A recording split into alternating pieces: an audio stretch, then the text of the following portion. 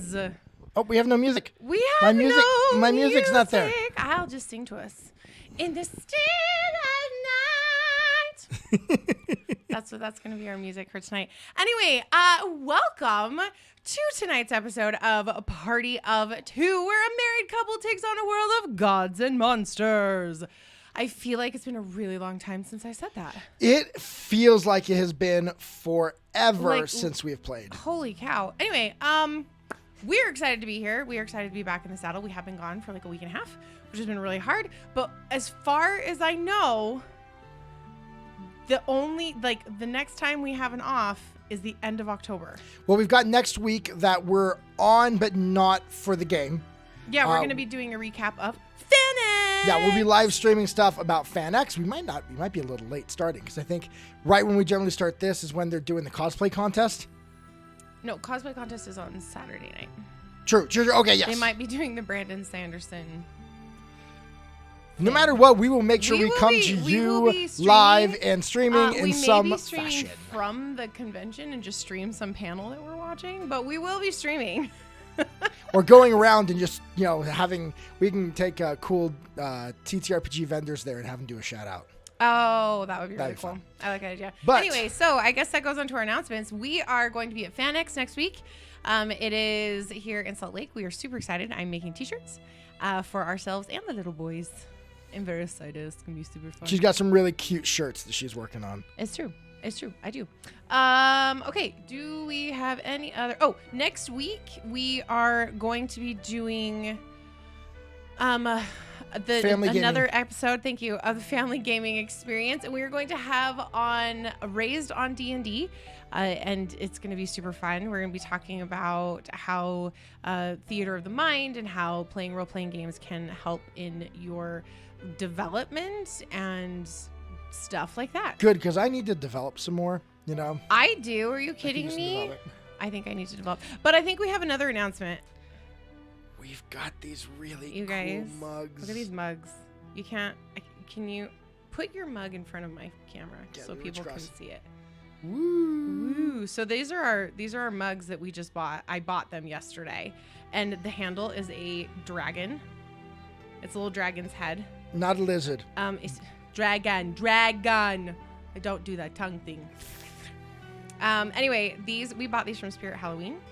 I'm very happy about these. This was a impulse purchase that was never a doubt. The second I saw them, it was like, these are coming home with me today. Hayley brought them home, and she's like, I bought something.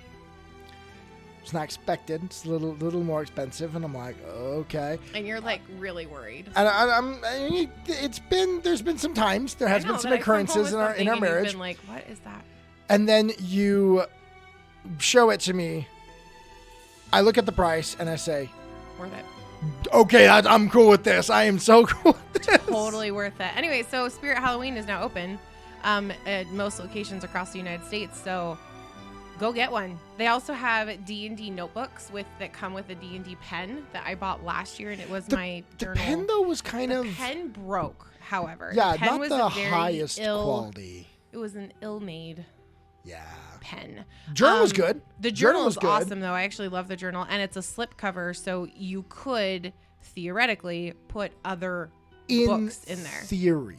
It's just a theory. A D&D theory. Don't go there. Our viewership won't understand that reference. Yep, nope, they won't. It's fine. This is a show. This is a show for us. It's fine. But yeah, I think that's.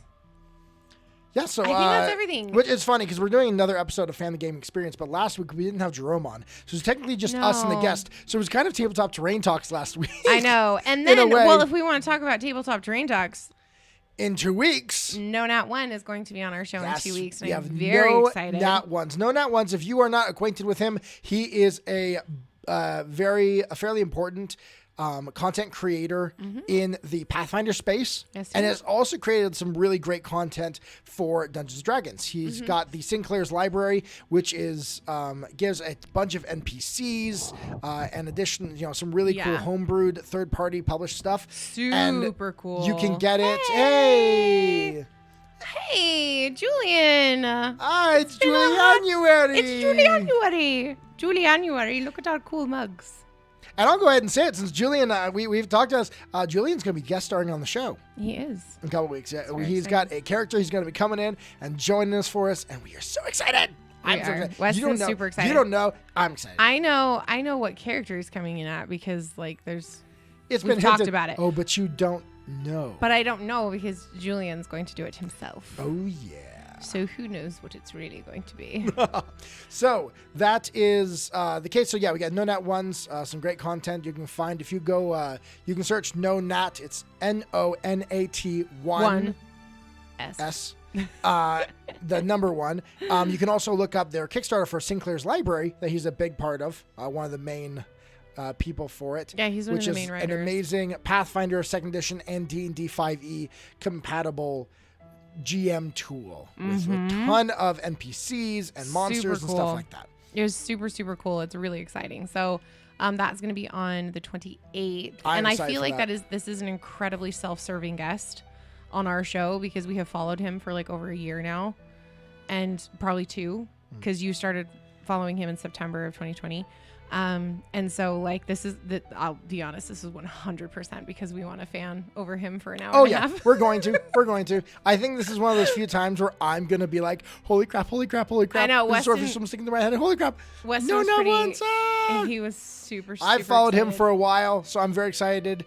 But yeah, he is very, experienced and withhold the information, Julian. I don't need to know anything. She doesn't know what I already anything. Know. Yeah. Don't tell her anything else. So you don't need to tell me anything. She knows the general idea of what happened, which I'll in my recap I will talk slightly about. I'll go over that a little bit, and so she knows a little bit there. But there's plenty of things that you and I have discussed that she's going to be very happy about and very surprised about. I don't know things. So anyway, okay. I think that's all we've got. So tonight we're here. We will be back for the Scions in 2 weeks, because next week we will be at the FanX convention, and we will be streaming possibly from there and recapping what happened there and talking about it and just amazingness. It's going to be super exciting. So there's some great panels and some great advice we're going to be giving, and we're going to be talking like about Thursday from like 1 to like 7 is all D&D. All D&D tabletop role-playing game panels with people from the community and people that have been on our show, which I'm super excited about, because then we can actually meet them live. Like Mark and Travis and stuff like that. Yeah, we can say hi to Travis, and I'm excited. Anyway, so I think that's it. I think that's everything that we have got. So, Weston. Oh, let us begin. If I can get my mouse to respond. Let us begin tonight's episode of Party of 2.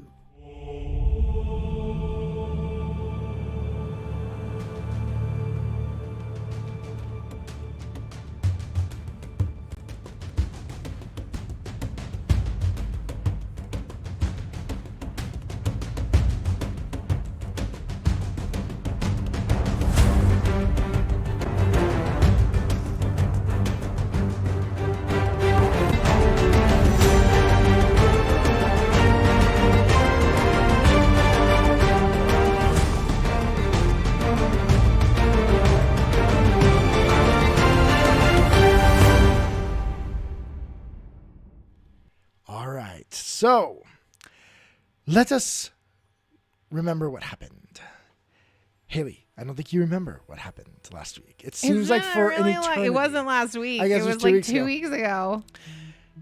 Az and Anna, of course, have found their way into the war camp of the Kingdom of Revenel at the border with Cheliax.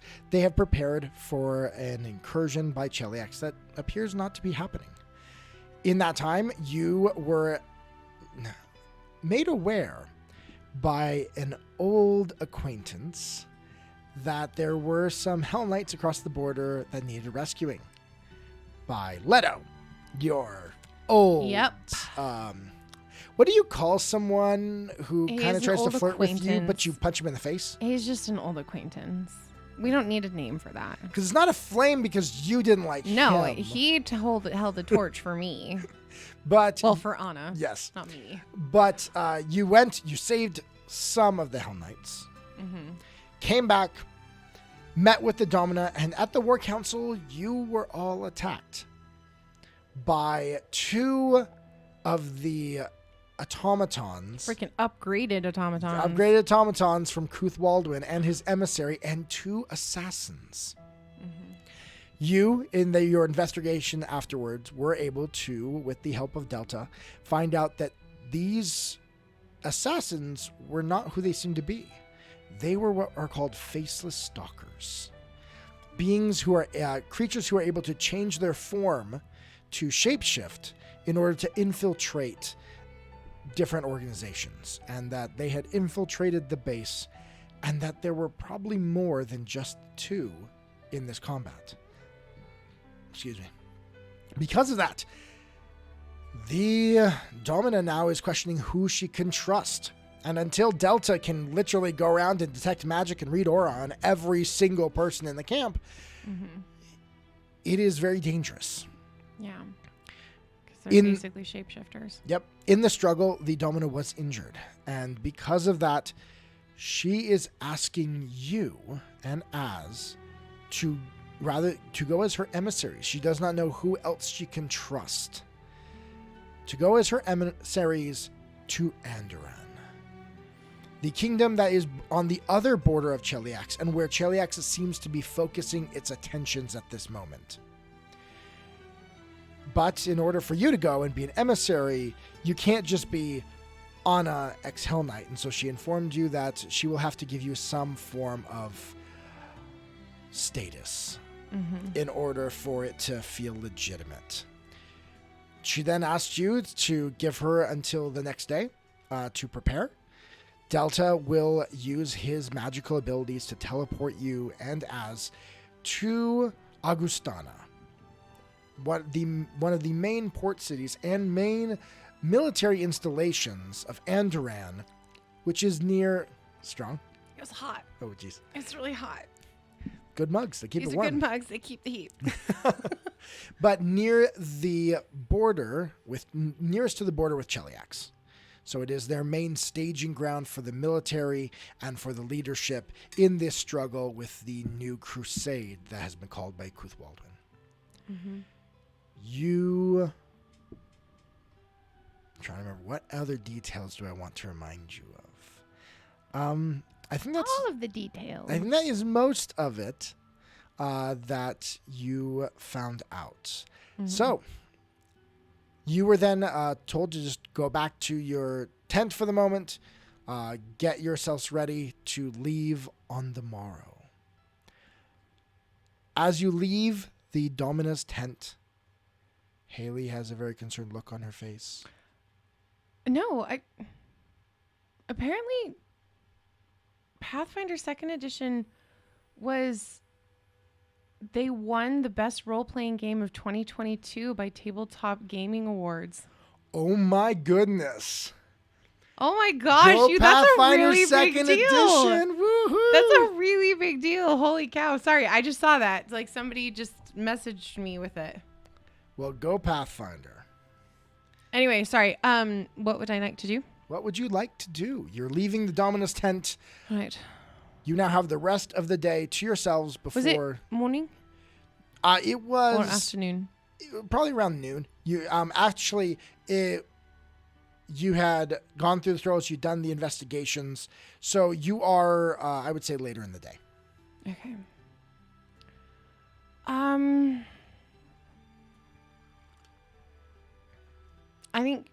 I think she wants to just go. She's gonna kind of just walk for a little while, and like just walk, like just kind of. She's been told that she's going to be given a barony, and she's like, I don't. What? I don't do this. One thing I want to remind our viewership and our player is the city of Augustana, where Anna and Az will be going, is also the same city where Farmer Magdalene had informed Anna her sister and her caretaker currently reside. Yeah. So Anna is going to go there not only to this other land to be an emissary of the kingdom, but possibly to find her sister. Okay. Bum, bum, bum. Bum, bum, bum. So I guess after she's done freaking out for a second, I think she wants to go. We want to go to. Okay. You guys, it's been like 2 weeks. This is hard. Anna's going to turn to Az, who I'm assuming is with her. Yep. He kind of he stayed with her, but kind of behind by just a step. To let her be alone with her thoughts. So she can turn around to find him, and just so should we go speak to Farmer Magdalene and get more details? At least anything that we can about Sia. Yes, that would be. Because that's like a thing. I mean, we're going to Augustana. Obviously, our first priority is going to be the Domina. However, I think it might be a good idea for us to go find her. I'm not going to leave the city without her. So we should probably find out what she knows about where Sia is. And possibly anything about the caretaker she might know above the very little she gave us to begin with. Yeah. Yes, I mean, we should use this opportunity to gain whatever knowledge we can. But also, I mean, they're sending us there. We don't know how we... Are they going to teleport us back? Well, I'm assuming there's going to be a way for us to come back. But to be quite frank, I mean, if we need to stay there and have them come to us, I'm sure that's a thing that could happen as well. Because they're not going to send us as an emissary without expecting protection for us and a safe return. Yes. This is interesting. I have been in the shadows clandestine for so long to suddenly just be out in the open and it's like, hey, go talk to important people and they know who you are. It is Weird. A little strange, and I don't like the fact that Dragon Killer keeps popping up wherever we go. Why? Because it's not, I didn't, like, yes, I killed a dragon, but it's not like I came in with a flaming sword of retribution and slit its throat in all the glory. I literally threw a knife. No, you did a stabby stab with the and it with the dagger. nicked it. Anna, like I would like to remind you though, your sword did have flame, and you hit it more than once. I know, but you know what I mean. Like it's not like I crushed it through the heart, and I feel like when people say Dragon Slayer or Dragon Killer, they have an idea of what that is. And that I don't feel like what actually happened is what happened. So Anna, let me ask this question. Wait, first, do you actually understand what I'm saying? Or do you totally not get it and you're trying to placate me? Slightly. Okay. You do not like the idea of being idolized. No, like you, I'm used to being on the side. I was a guard. I was a fighter. I was good with my hands, not my mouth. I'm not a diplomat. I wasn't raised. You're more of a diplomat than I am. This is very true. I am, but we have made it this far. Yes. I mean, we have. Strangely strangely enough. very, very strangely, that we have made it. And I do not know, but we'll figure it out. I mean, if we can manage to not have been killed in the lair with the Nightwing, I think we'll survive this. Okay, that's true. However, having Zagrul with us would be really nice and incredibly helpful. Zagrul? Yes. Why? Well, just you said the Nightwing, and then we were in the thing, and he was with us, and it would be nice to have him with us because he was very good at what he did. He was very big. I don't know. Would he fit in a teleportation circle? Or would it be like teleportation outside of the area? Not that big. I I mean, don't know. he's big, but like if his feet sit in it, then I think it's fine. As long as his feet is. Do we need to check? Do we need to ask Delta to make sure that like if Bruce's tail is hanging off the edge of the teleportation circle, that his tail isn't just going to get left behind? I don't think that's the case, especially with Bruce, because he is magical creature. He is. That's true. That's true. I don't even know Zagul. Is he here? No, I don't think so. I don't think any of them came. We informed them, I believe. Yes, but I thought they said they were going to wait. Asked to come. Well, they might have waited for the main army, but the main army came. That's true. I had gotten the impression that they were staying to like protect the city, and they weren't coming with us. I do not know. Okay. But either way, I mean, you're right. We are being sent as emissaries. I'm sure that they will want it secure. It'll probably be from one teleportation circle, surrounded by guards, to another teleportation circle, surrounded by guards. No, that's true. That's true. Well, especially with the tensions rising in Cheliax with Cuthwaldwin so close to that area. Mm-hmm. And the wonderful Atlantes. The what? Isn't the Aslantes? Or Aslanteans? Or what? The people... Delta said that the shapeshifter creepy thing was like an ancient race that had made him. No, he had said that the faceless stalkers, they were servants of these old ones that changed Aslantes to be what Delta's race is now. Oh, but we still think they're involved. Possibly. They're not the shape-changing creepy people, but the other, you know. They could be. I mean, from what I understand, let's see what Az knows. Actually. Okay. let's roll. Let's roll this. Hey, Dooms. Welcome. Welcome to our small and intimate game tonight. Okay, Az rolled a 14, so Az knows some things. Oh, Az knows things. So let's check. What's DC? What's DC? Wait, Yeah, 14 plus or just 14? No, it's 14 flat? plus. Okay, I'm like 14 flat. You don't know anything, babe. Yeah, at this level, 14 flat means I know not. And Az gets hit in the head and now doesn't know anything. Now we have to go. That's a not. Az would have to roll negative to get that. That's true. On his occult check. Your occult is really high. Yeah, no. Az on his occult skill currently has a plus 16. So yeah. Yeah. So that's a 30 on the roll. Yep, I think you're good. With this, he manages to succeed.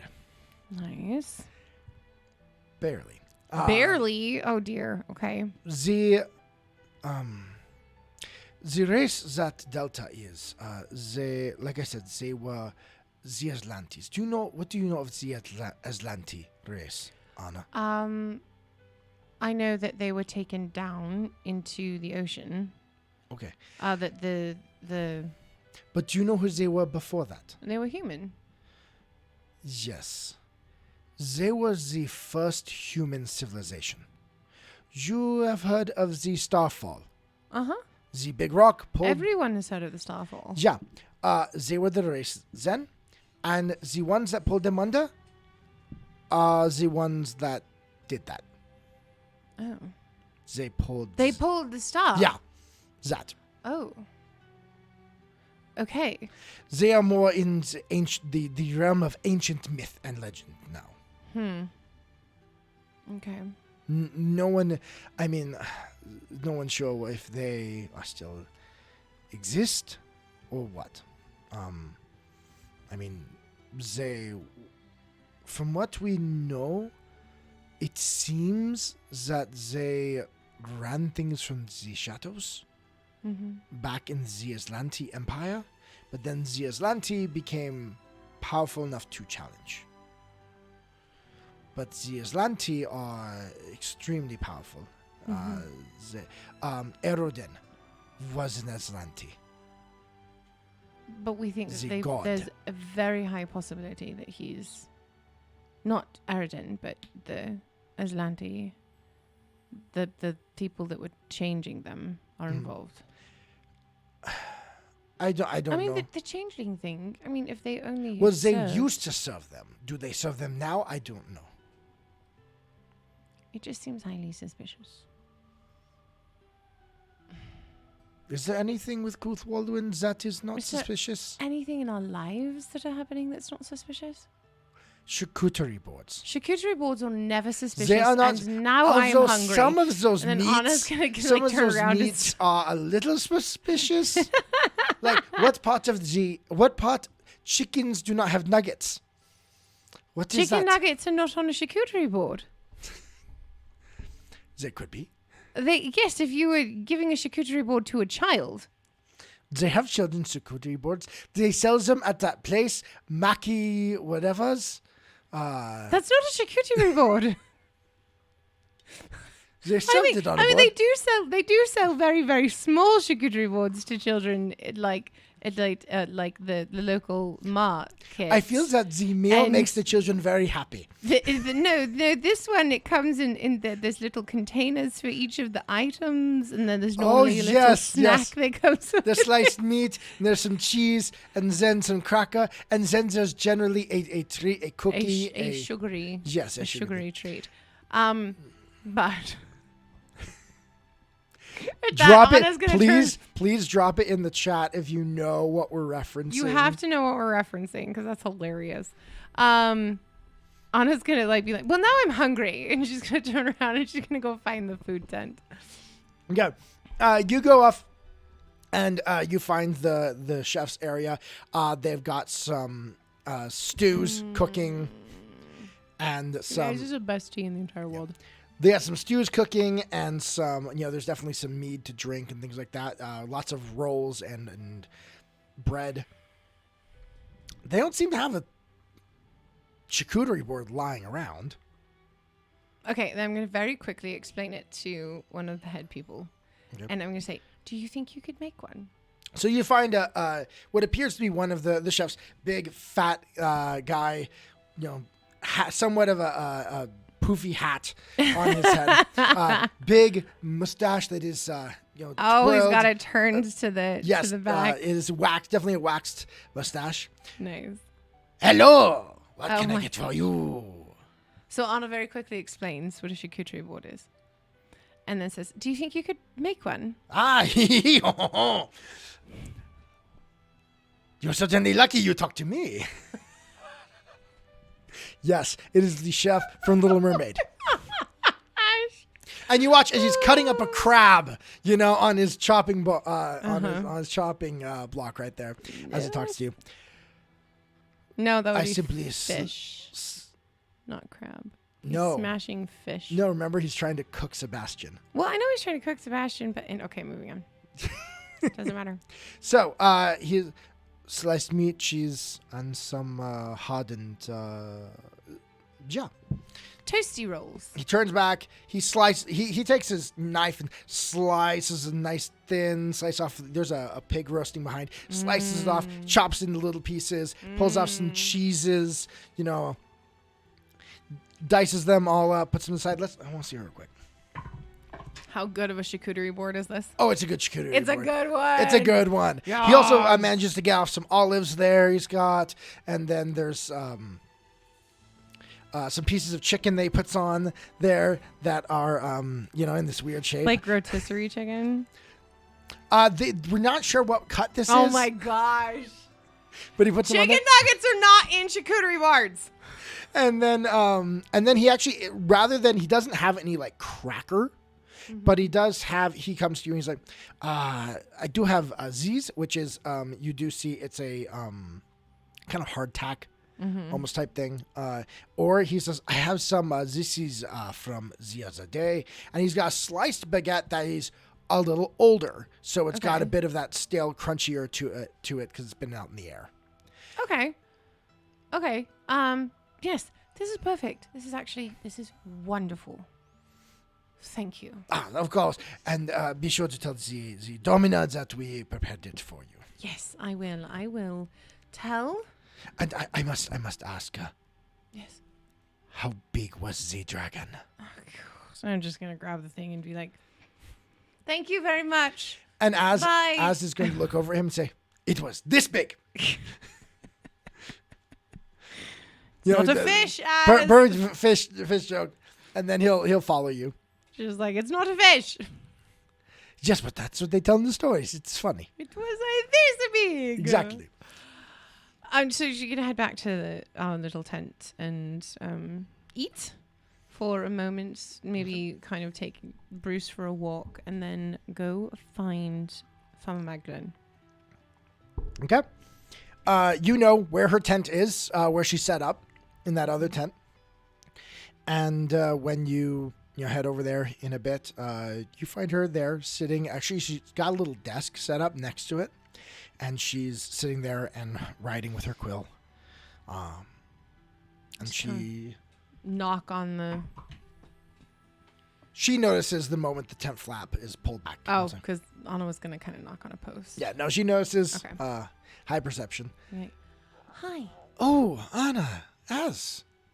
Oh, come in. Hi. Roll up. Anna's just going to kind of look around really quick, find like the best place to sit down. And she sits down and has Bruce like just lay down at her feet. Okay. So, there's not really any chairs or anything like that. Like, there's a couple of cots around that you could drag one over or something like that. But there's not really... I mean, this is meant to come in. You can sleep, but there's not, like, really sitting room. Oh. I mean, you sit on the floor. You could pull over one of the cots. Yeah, you can pull over a cot. All right, give me an athletics check. Well, that's rude. That's just insulting at this point. With your athletics score? Probably. Yeah, it's going to be fine. That was a 15. Athletics is 22. That is a 37. Yeah, I think you do okay. I think you pull it over. You actually grab it, and you almost lose control of it because you go to yank it, and it moves too easily. And you're like, oh, sorry. Whoa. Okay. All right, so then I'm going to get in. I'm going to sit on it, and then I'm actually going to have Bruce come like up onto it and kind of like curl his massive body next to me. And then I'm just going to look at Az like, sorry, there's not enough space. And he walks over to, and just kind of leans over the desk. Who are we contacting? Oh, we have, of course, some informants in Cheliax, and so we're just trying to keep communication open.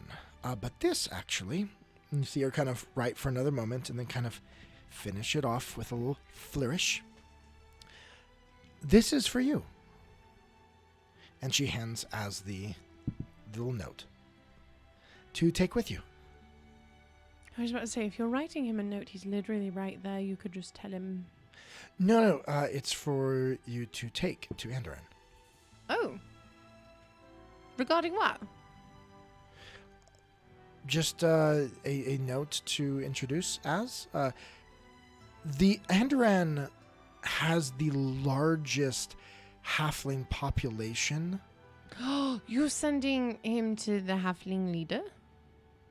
Well, no, this is for the Supreme Elect. We know each other. Oh. Well, look at you, rubbing shoulders with the rich and famous. Supreme Elect Endira Marsu... Dang it, I didn't get that. Marsupial? I can never get this last name right. Marusek. It's the hard thing. You're like, oh, you made a hard name. No, this is official Pathfinder lore, so that's her name. It's the name that is there. It's the one you have to use. And so her name is Endira Marusek. Mm-hmm. Was a staunch abolitionist. And has been a staunch abolitionist. That's wonderful. Slavery is completely illegal in Andoran. So she is going to be quite the help. So she and I have worked in the past, and so this is a note of introduction from me. Anna's just going to look at Az and be like, well, that's good. Is it for just him or both of us as well? Both of you. It just introduces, kind of says, hi, these are my friends. Hello. Be nice to them. That type of thing. Okay. So what can I help you with? What? So yes, I am wondering if you had any additional information about Sia and her caretaker. Yeah. We are going to Andran. We're going to be working and being the official emissary for the Domino, but there's absolutely no way under God's green earth that I'm leaving without her. Especially if she's sick. And I need to be there for my little sister. Yeah. So I don't know much more because those were the last information I got. So did we know his name? She goes searching through her papers. As I go and check real quick to see if I have the name. Mm-hmm. Oh, yes. Yes. His name appears to be Theo. Theo. Yes. Do you remember? Like short for Theodore? I don't know. Apparently he goes by Theo. Do you remember a Theo grandstand?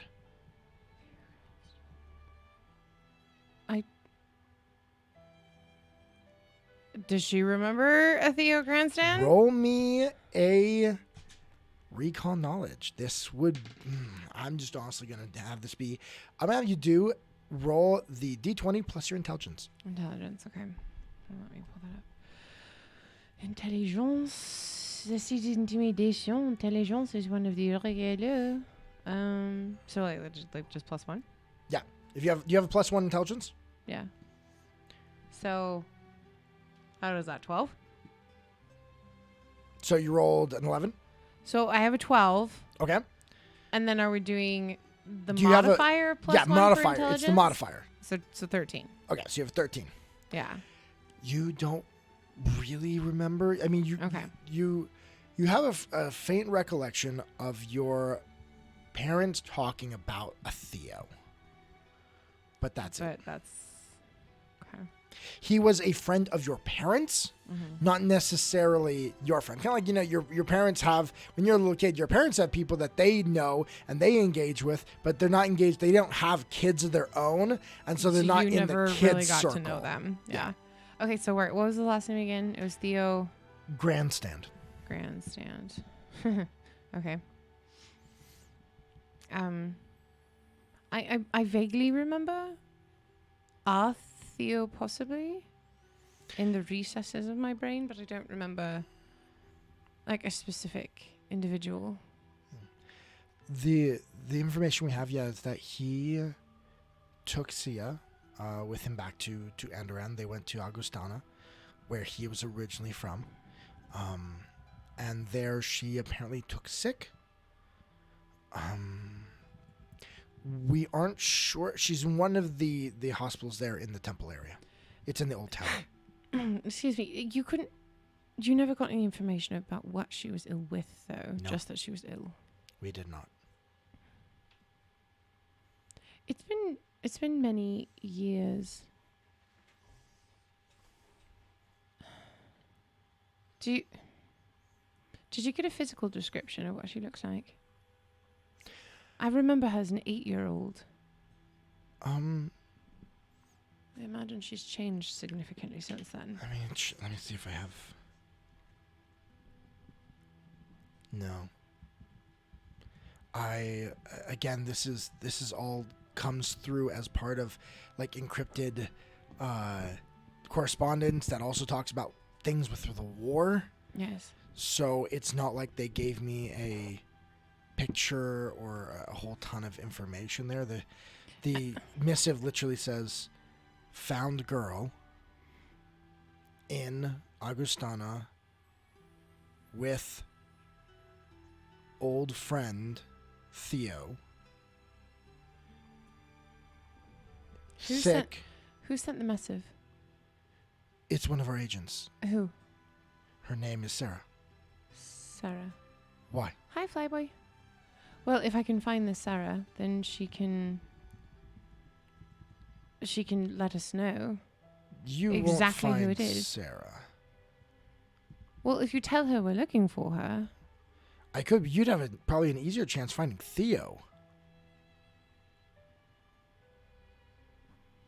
Like I said, she's at one of the hospitals in the Temple district. No, I understand that. I understand that. There are many times that people can say they are someone and not be that person. There's no way for me to verify. She looks to Az. And Az looks at Anna. Anna, can you trust us?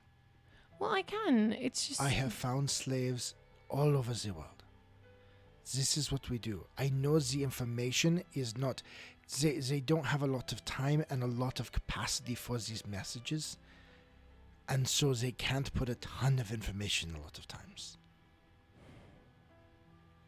Right. I feel like I'm missing something. That there should be more, but... If you... It's alright.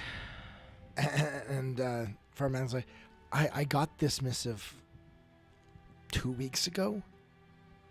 If you wait another 2 weeks for their next report, I might have more, but you could be there by then.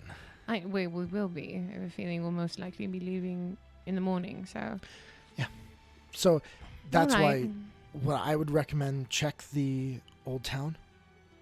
Okay. That's where the Temple District is. Considering she's being treated for illness, I would check the Temple of Abadar.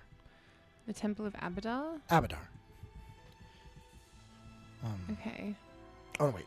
Sorry, wrong god there. I don't want to go to the wrong gods. Yeah. Wait, did I say hi to you, Flyboy? I don't remember if I did. Hi, Flyboy. Give me a second. I looked at the wrong deity there.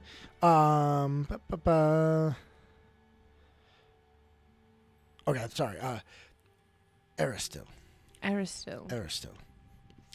Aristil is the god of hunting and home and community. And as such, she's from what the missive said, she was sick and has been sick. So it would be a long-term care, which would Aristil. Jeez, I keep messing up. Aristil would be the deity I would most imagine for that. The main deities of the area are, of course, Iomedae, but they're a bit more militaristic. I imagine they're being highly mobilized for what's going on. You do have Shaylin. There are temples to Shaylin, the goddess of art and beauty. But those tend to be more galleries. And,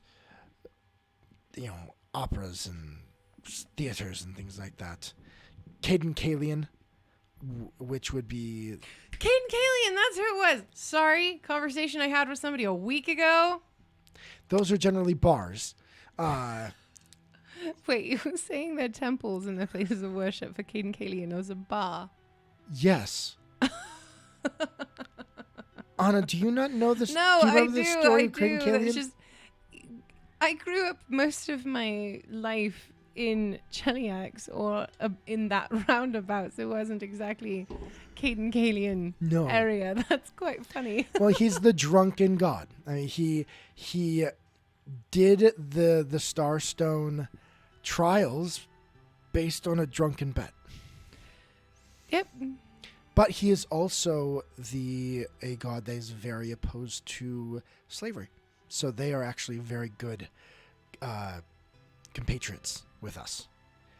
But Aristil, the god of hearth and home and community, is where I would look. And I imagine when you find it, you'll find, or Theo will find you. Because you were a child. I was. He wasn't. And I don't think there are many tieflings with your color. No, that is true. It's unusual to see a fair-skinned, red-haired tiefling with small horns. Correct. Large horns or something. I'm actually the only tiefling I've ever met that has small horns. Most have larger. Every other tiefling I've ever met has very large curly horns. Kind of like a goat. I've known some that are that way. I've known some that are more straight. I've known some that are smaller, but I've also known some that don't have horns at all. They have snake features. Or animal, if they like Rakshasa. I don't like Rakshasas. I like the name Rakshasa. Okay. Well, okay, thank you. And I'm just going to stand up and kind of bring Bruce to attention. Just thank you very much for answering our questions. And I don't mean to question you or your information or your people. I hope you understand that. This is... You are afraid of false hope. That's one way of saying it, yes.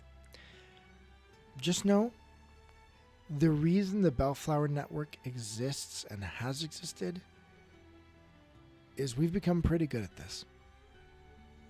I know. And the fact that you found her all is wonderful.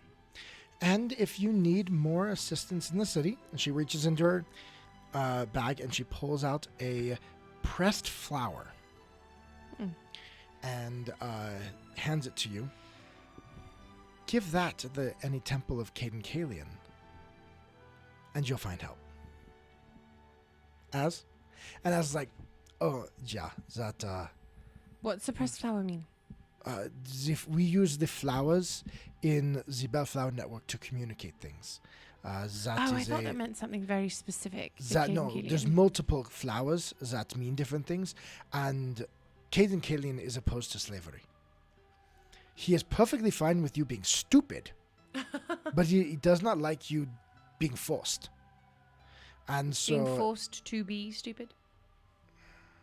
Well, some people are born and it's kind of outside their control. But this is, they are very opposed to slavery.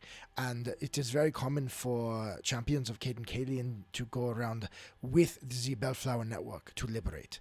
We find them, we bring it to a champion of Caden Kalian, they go and do the heavy lifting.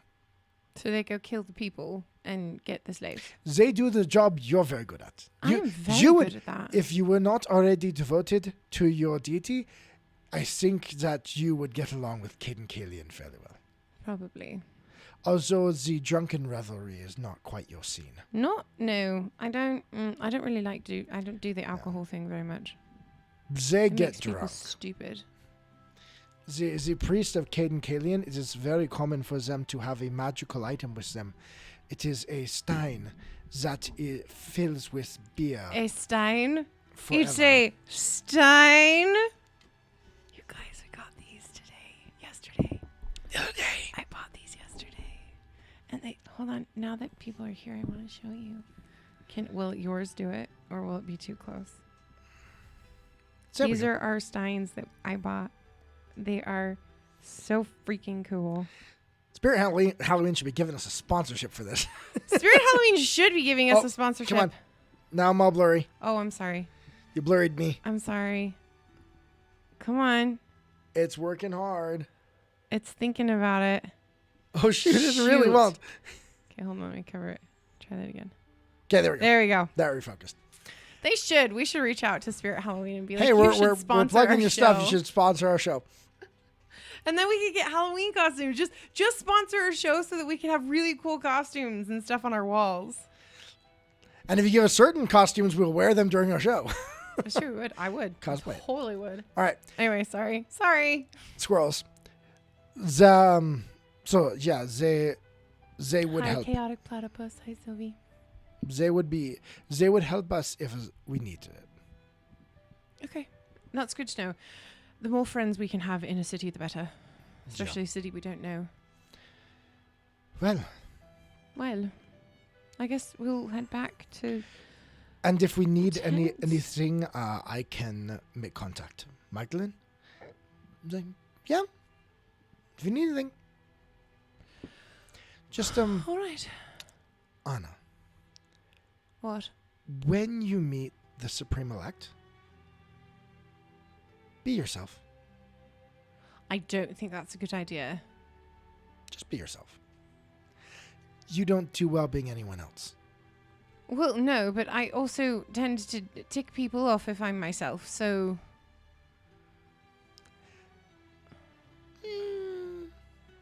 It's worked out so far. And Az is like, that's what I said. You said, see, exactly. Yeah. And they just kind of confirm with each other. Yep. I will try. I can promise you that I will try. Well, you both have a long journey ahead. Yes. Well, actually, no. You have a short journey. No, but teleporting is never easy, though. Well, it's one giant leap for the war effort.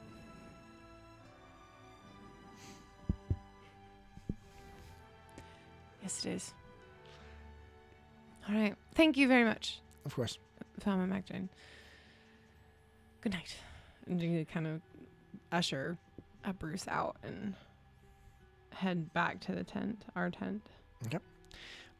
You head back to your tent. Yeah, I mean, the rest of the evening is yours. Is there anyone else that you'd want to talk to before you leave? I think I probably should go check in on Stella. All right. And Tiber and my people. All right. So I'm off. I'm going to leave. Going to go drop Bruce off at the tent and just say, you can stay here if you'd like, darling, or you can come with us. But we're just going to be sitting around talking. So if you'd like to stay here, you can asleep. Or, I mean, if you want to go wander in the forest for a little bit, just don't go too far. He's like, I'll come. Okay. All right, then. Then we go to Stella's tent. All right.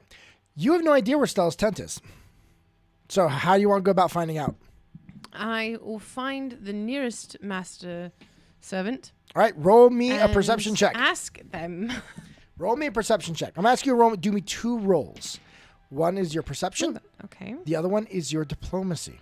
Perception. Or if you want to intimidate them. I'm not going to intimidate them. There's no point in doing that. That's exhausting. So 8 plus 17 is 25. Yep. It takes you a little bit. Wait, and then diplomacy? Yep. Ooh, that's a natural 19. All right. Plus 16, so 37. All right. So it does take you a tiny bit to find one. In all the massive people and stuff like that.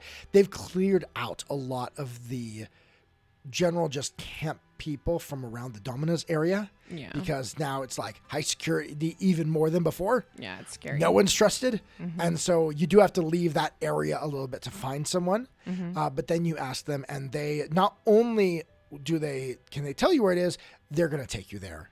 And they lead you through the camp out to the outskirts. Up by the edge of camp, nearest to the haunted city. I forgot about that. Yes. And you find an area of a couple of tents. With how many you brought back, there's probably about 3 or 4 tents there. But you do notice that there are guards posted around the area. Just going to nod at one as I walk by. Into the area. He steps near you. State your business. Are you serious right now? What? Why wouldn't I be serious right now? Do you know who I am? Should I? Yes, you should. Looks at the other military guy. There's. Should I know who she is? And he's like, yes, she is the Dragon Slayer. It's never going away, is it? Oh! He watches he stands to attention a little bit more. And then reaches behind his back. Pulls out a piece of paper. Oh my gosh. And some a writing chalk. Could I get your signature? Yeah. Are you serious? You're the Dragon Slayer. You killed the dragon. A huge dragon. Okay, give it to me. And she really quickly just scribbles something random and gives it back. You can hear as you do this, as chuckling and trying really hard to keep it under wraps that he is just he is about to laugh his head off. Anna just kind of turns and looks at him. Miss, I have to ask though, why are you wanting through? Because these are my people. Oh. You're also that. Wow. Yes, I'm also that person. So wow, I you need do to, a lot. Yes, I okay, do. Of course. Sorry. We there are some in the army can't tell which group of Hell Knights should be fought. Okay. Do you get my meaning?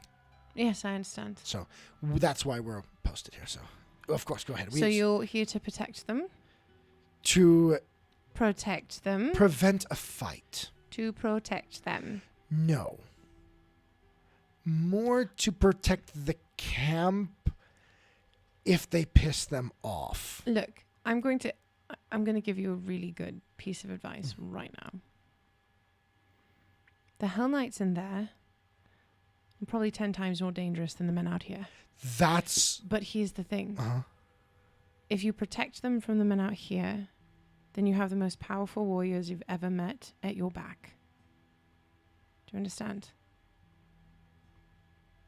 So you protect them. Oh, okay. They are not your enemy. Yes. Right. I'm just going to give him a little clap on the shoulder. And just walk through now. Just drag us there. He's putting motion to the other guard down just a little bit. Nice. Okay. And you go in. You do find that you see there's a little cluster of chairs. There's people, of course, spread throughout. But there's a little cluster of chairs where you have Tiber sitting with Stella and Leto. Oh, Leto's here too? Yep. Kind of figured he'd be back by the Domino. Just gonna kind of approach and say, I'm like making noise, so it's obvious that we're coming, and I'm just gonna. Yeah, they know the moment that you enter into the circle of tents, and Stella's like, Anna, oh, come, yeah, come. Hi. Leto, give her your seat. And Leto's like, but I'm sitting here. This is my seat. It's totally fine. It's all right. And I'm just gonna kind of grab whatever seats like semi-available. Is there a rock or a log? There's a rock. There's a rock. There's a rock. Okay. There's a rock and there's a couple logs you could pull over. So I'm gonna do that and then I'm gonna sit down and say, how are you? How are all of you? And Tiber's like, Anna, why do they have these guards around us? They are here for your protection. I know. Have you seen how they stand? I know. I mean, look at them. I know. You could take them out in less than 5 seconds. I mean, look at the weight, the balance of the. Just none push. of them stand correct. I know none of them stand correctly. And not only that, have you seen the way they hold their swords? They're like, don't even get me started. You could smack it out of their hand. Like it's. They're not. The oils. Like, have you seen the way that they prepare them and this? But Tiber, look! And I pull out the bastard sword because I am assuming I have it with me. You do. And I'm going to present it to him and be like, "Look at this beauty. Look at how beautiful it is." And she kind of like hands it over to him to have him look at it. Oh, that is. I know the balance is stupid. Look at the runes. He stops responding to you. Oh dear. You just kind of lost him. I lost Tiber. It's sorry. like giving our child a video game. Yes, pretty much. You just lost him. It's like I'm just gonna kind of like, well, so he's gonna be a minute. I'm gonna turn to Stella and be like, "How are you?" We're good. I mean, we're just a lot lost. I know. We're also just wondering what's gonna happen. Something happened in the middle of the camp. Oh, right. No one will quite tell us exactly. I don't think anyone even quite knows. Oh, well, since I, of course, was there because I can't stay out of any modicum of trouble for any amount of time. That's apparently. True. It was that way when I was with you. Yeah, too. I really would. would. It just never stops. It's very exhausting. an emissary from Cheliax came and brought with it. I don't really think it was the him. It was kind of an it. A few assassins and some of the upgraded automatons from Enfrak. Big ones, glowy thing. Yeah, the whole 9 yards. I myself and Az and a few others were able to stop them and destroy them, but before we were able to actually get any information, one of the assassins turned out to be a weird, muddled piece of clay-like flesh creature that could shapeshift, and he killed himself.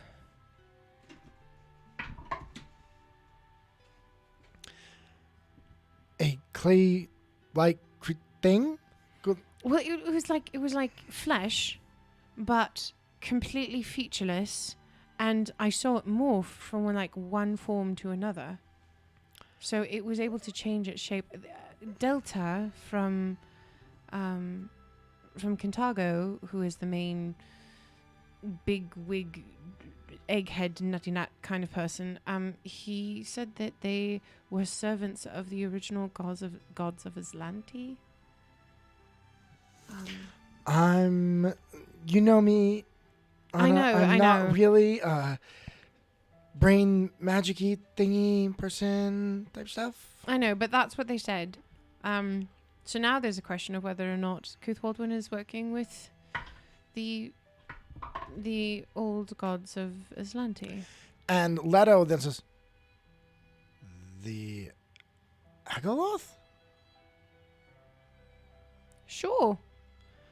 I have no idea. Well, Anna, my family, they can track their lineage back to the nobility of Erodin. Erodin was Aslanti, and it was... I slowly reach my finger out the... and just kind of poke his face to make sure it's like there's bones under there. He backs up, reflex checked it, and he kind of dodges out I wasn't of it. going very fast. It was a very slow poke. So it becomes like a this way, and you move your finger, and then he goes that way, and then you just kind of slaps your finger. Hold still. I need to make sure your face is not going to move. Slaps your finger. Ow. No, it's you. What about? I mean, yes, your Ancient lineage of, masters from the sea. yes. They. So you're part of the evil gods. No. Evil. What? Well, yes. I worship. Why am I forgetting the main you god? You can never remember his name. Asmodeus. Asmodeus. Yeah. Of course I worship evil gods. I worship Asmodeus. They weren't gods. They were weird thingies. Well, didn't they want to be, though? I mean, that's the impression I got. No one really knows. Yeah. It's not like you sit down and talked to these things. They didn't like... They wanted to subjugate everybody. The Aslanti said no. Then they pulled down big rocks from heaven. Yeah, I heard about that. Kind of that kind of seems... That created the Starstone. Yeah, it did. Did you never pay attention in class? No, I did. I just was studying. Anna. Let's be honest. Attention. Well, I guess he turns to Star. Did you even have those classes? No, Leto, we didn't. We aren't signifiers. And apparently that means that we don't need history. Well, this is more occult knowledge. This is more ancient magical legends and things. I think that would be interesting. As you say, it's more for the egghead. Yes, it is more for the egghead. Possibly Does she the walrus. think that all academics are bald? He turns and asks Az. And Az is like, Well, Delta is. Delta is bald, yes, she is drawn. And he's a fish, so... He is not a... Oh, yeah. Anyway, I wish we had access to the library so I could research. I'm sure that he has plenty of books on those creatures, but alas, we do not. We will be leaving on the morrow. And at the end of the day, honestly, it's neither here nor there at the moment. It's just figuring out what to do. Anna, so they were attacked by 2 of the automatons, right? Says Stella. Yes. What did you do? I killed them. How? I've tried fighting those things. My sword does nothing. So and then you see Tiber. the sword that Tiber has? Tiber pipes in. This would be why. I mean, this is adamantine. This will cut straight through them. Oh. It would. It does. It does quite a bit of damage, but it's not. It's not an easy blade to get a hold of. It's not like we could pepper an entire Uber-geek maniac. Oh my gosh, dude! It's been too long. We have not seen you. It's been too for long, weeks. my son. Yeah, I have no idea how old you are, so you're probably not. No, You're I probably doubt that. I doubt. not even. You're probably older than me by a lot. Anyway, it's good to see you guys. Welcome. But yeah, it's an adamantine sword, and I don't think we could outfit an entire army with adamantine swords. No, Anna, that costs. That is something that would have been in the treasury. Yes. At Infarak. I know, and I got this sword. I don't remember how I got this sword.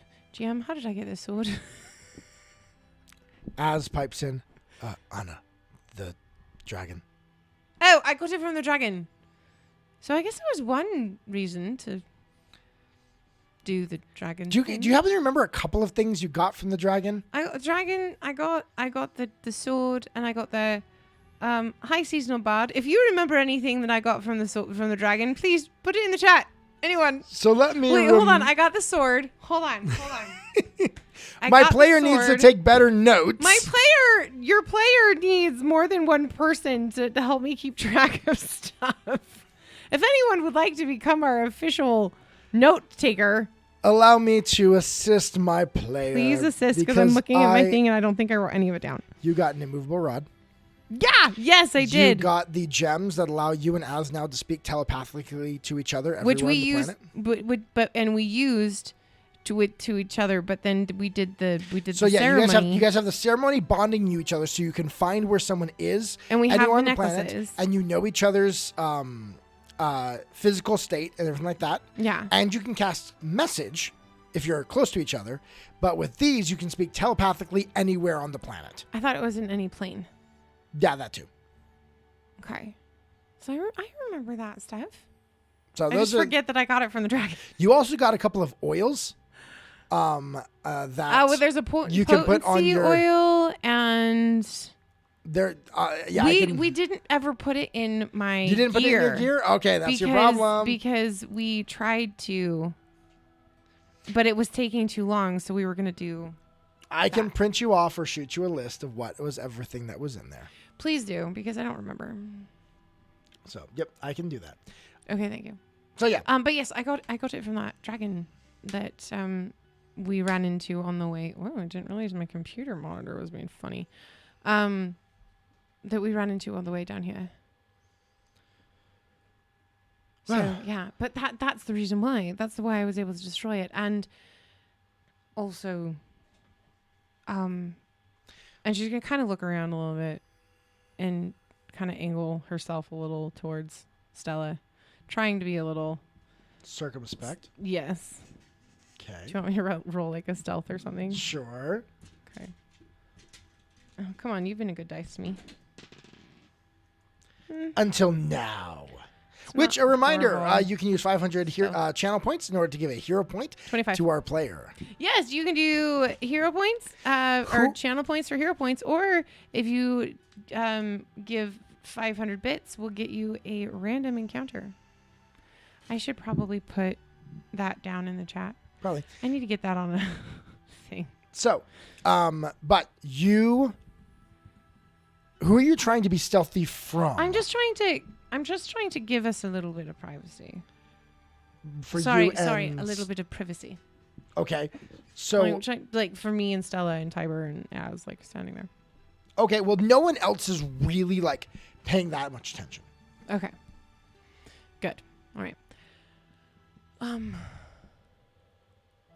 I was able to free the souls from the soul stones. The ones in... Yes. How'd you do that? So if you destroy the stone itself, it will release them. And anyone can do that. However, whenever I touch a soul stone or interact with something that is containing a soul, such as, and she's going to pull out the dagger. This dagger. And you hear, as you touch the dagger, you do hear a little voice in your head. Oh, hi. Hi, good evening, darling. Oh, hi. Hi. Look, talking to Sia. Or not Sia. Not Sia? She's, not Sia. She's not here yet. Stella, this is a dagger that currently contains the soul of, believe, a woman from a very long time ago. As you say this, Leto is leaning forward. No, you cannot have that. That is it's a soul dagger. Yes. Like that's. I know, it's a really big deal, and it freaked the living daylight out of me for a while. And I kind of like put it back in its sheath and kind of wrap it back in my bag. Leto kind of pouts a little bit. Sorry. Maybe a different time. It takes a while for her to get used to someone, and I don't want to just throw random individuals at her. There is a consciousness in it? Yes. Oh. Leto didn't originally have an accent, just so you know. Yeah, well, he's Chilaxian, so he should. Okay. You're like, I'm retconning. I gave him one when he came back in episodes ago. That Cuthwaldwin in our studies, we could pull this soul. We could not, though, bring all the consciousness with it. Well, in this instance, it was. Where did you get this? Off of a hag that we killed. Oh. Who was in cahoots with Cuthwaldwin stealing souls from hell. Well, from Asmodeus' realm. Whichever one that is. I don't remember who it is. No, he wasn't stealing from Asmodeus' realm. Well, was he stealing them from hell? No. He was stealing them from Revenel. From Kintargo. I know, but like they were supposed to go to... They were part of the soul trade. Yeah, the soul trade goes into Abaddon. Abaddon, okay. Yeah. So, you stole them from them. Yeah. Those are daemons, which are led by the Horsemen of the Apocalypse. But it's funner to say he stole the souls from hell. All right, then. That is a campaign all on its own. If you think that's cooler. I think it's cooler to say that. All right. I'm just going to very casually lift my mug up because I'm so proud of it. So, yeah. All right. So, you put the dagger back. Mm-hmm. So, I put the dagger back. And just... So, tomorrow... So essentially what happened is they came to kill the Domina because she wouldn't back down. And we had to kill them first. And we did. Pretty much got no information from any of them. Well, you wouldn't. And anyone that Cuthwaldwin would send would be not someone to give information. No. Most likely not. I have a feeling no matter who he sends, they're going to be tricked or mind controlled in some way. And they will give up their lives before they tell us anything. So... Our best bet is to get to the source, to get to Cuthwaldwin, or to one of his lieutenants. I'm hoping that we can get to Captain Trionis and pull her out of whatever state he has her in. Trionis is going to be wherever Cuthwaldwin and Titus are. I know. It's going to be difficult. Nothing in life that's worth having is easy. So... That's probably one of the most Hell Knight-ish things I've ever heard you say, Anna. That's not a Hell Knight-ish thing. That's just general understanding of life.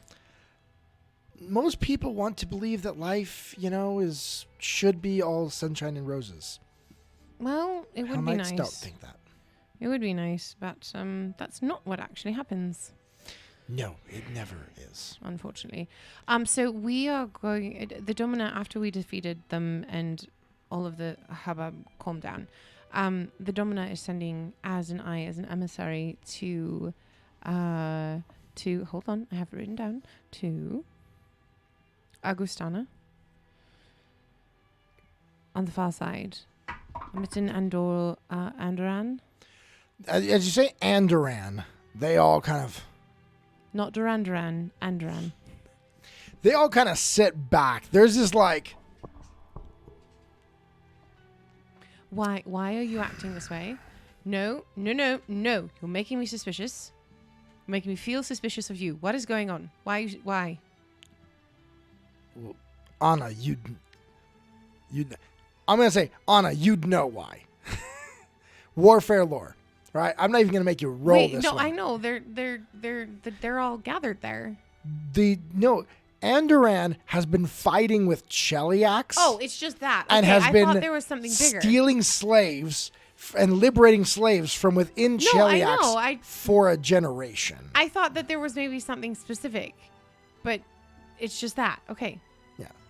Yes, I remember that. Yeah, it's they're all like, so this reaction from a true dyed-in-the-wool Hell Knight Chelaxian so it's not an would be expected. One. This would be very expected from you. Okay, I take it back. I retcon. I didn't say that. So yeah. Now, this is the equivalent of you told the one football team that you're going to visit their rivals. Told the Utes we were going to cheer for BYU. Pretty much. These two nations have been on the brink of war for a long time. Yeah. So I know that it's unusual, but that's where we're going. We're being sent as an emissary. Why there? Because that is where we are needed. That's where the front is. Yes. So he's not coming this way. He's going there. No, yeah. Makes sense. Why does it make sense? Well, Revenel is not a threat. Okay. Andoran is. Why? The military, they're a large enough country. They have a large enough military. That's true. And we can go to war with them without breaking any contracts with the Dark Lord. True. Because if you remember, Revenel got out via contract loophole. They then should be. Andoran has been in dispute. True. It has been for years. They've constantly had skirmishes, but why go that direction at all? When he could go to his allies to begin with and do his little mind tricky thing on all of them and have a larger force. Which allies? I mean, I'd assume he has allies. Does he not have allies? Where? Like, I don't know. Because you think about Cheliax. We've got Nadal. He's a little too... They're kind of weird. Then you've got Revenel, and once my accent's changing. I know, it's like... You got Revenel on the one side, and then on the other is Andoran. Yes. Where's he going to go? I guess you're right. I honestly thought he would come this way. I thought for sure the front line was going to be here. It's not a threat. He's not worried about them. Little does he know. Anna, I've looked around the camp. I wouldn't be worried. I take offense to that. Give me one good platoon of Hell Knights, I'd take through this whole thing. Okay, that's true, but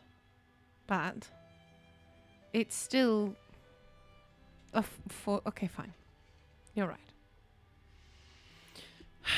Anyway, at the end of the day, we are going to Andran and to Augustana, and we are going to be emissaries for the Queen, the Domina, to to try and gather a little bit of our allies to stop him. Because regardless of how you feel about Cheliax or Andran, you know what he's doing is wrong, and he has to be stopped. War makes strange bedfellows. I heard that once. They all kind of look around, kind of nod. But Stella does kind of step forward, and she looks over at you. Anna, Yes? I have a question for you, though. Okay. I know you left because of what was happening in it to save your own life. Mm-hmm. But are you one of ours or one of theirs?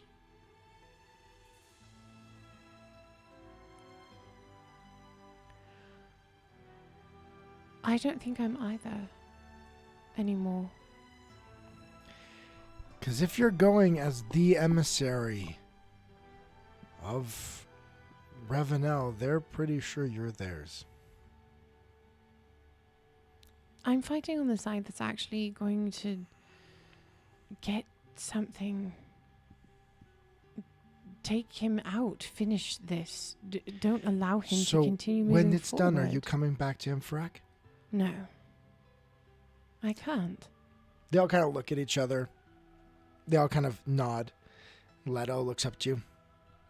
You didn't really fit in, Anna. No, I know. And that became blatantly obvious at the council meeting.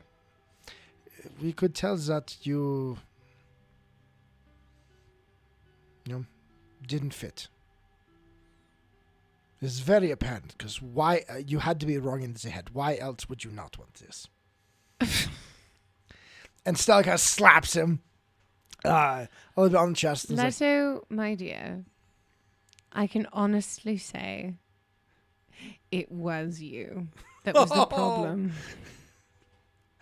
The Stella and Tiber laugh heartily at that. But then there's kind of, Stella's like, it's okay. We talked about it when you were there, that you never were quite fit for Hell Knight. I didn't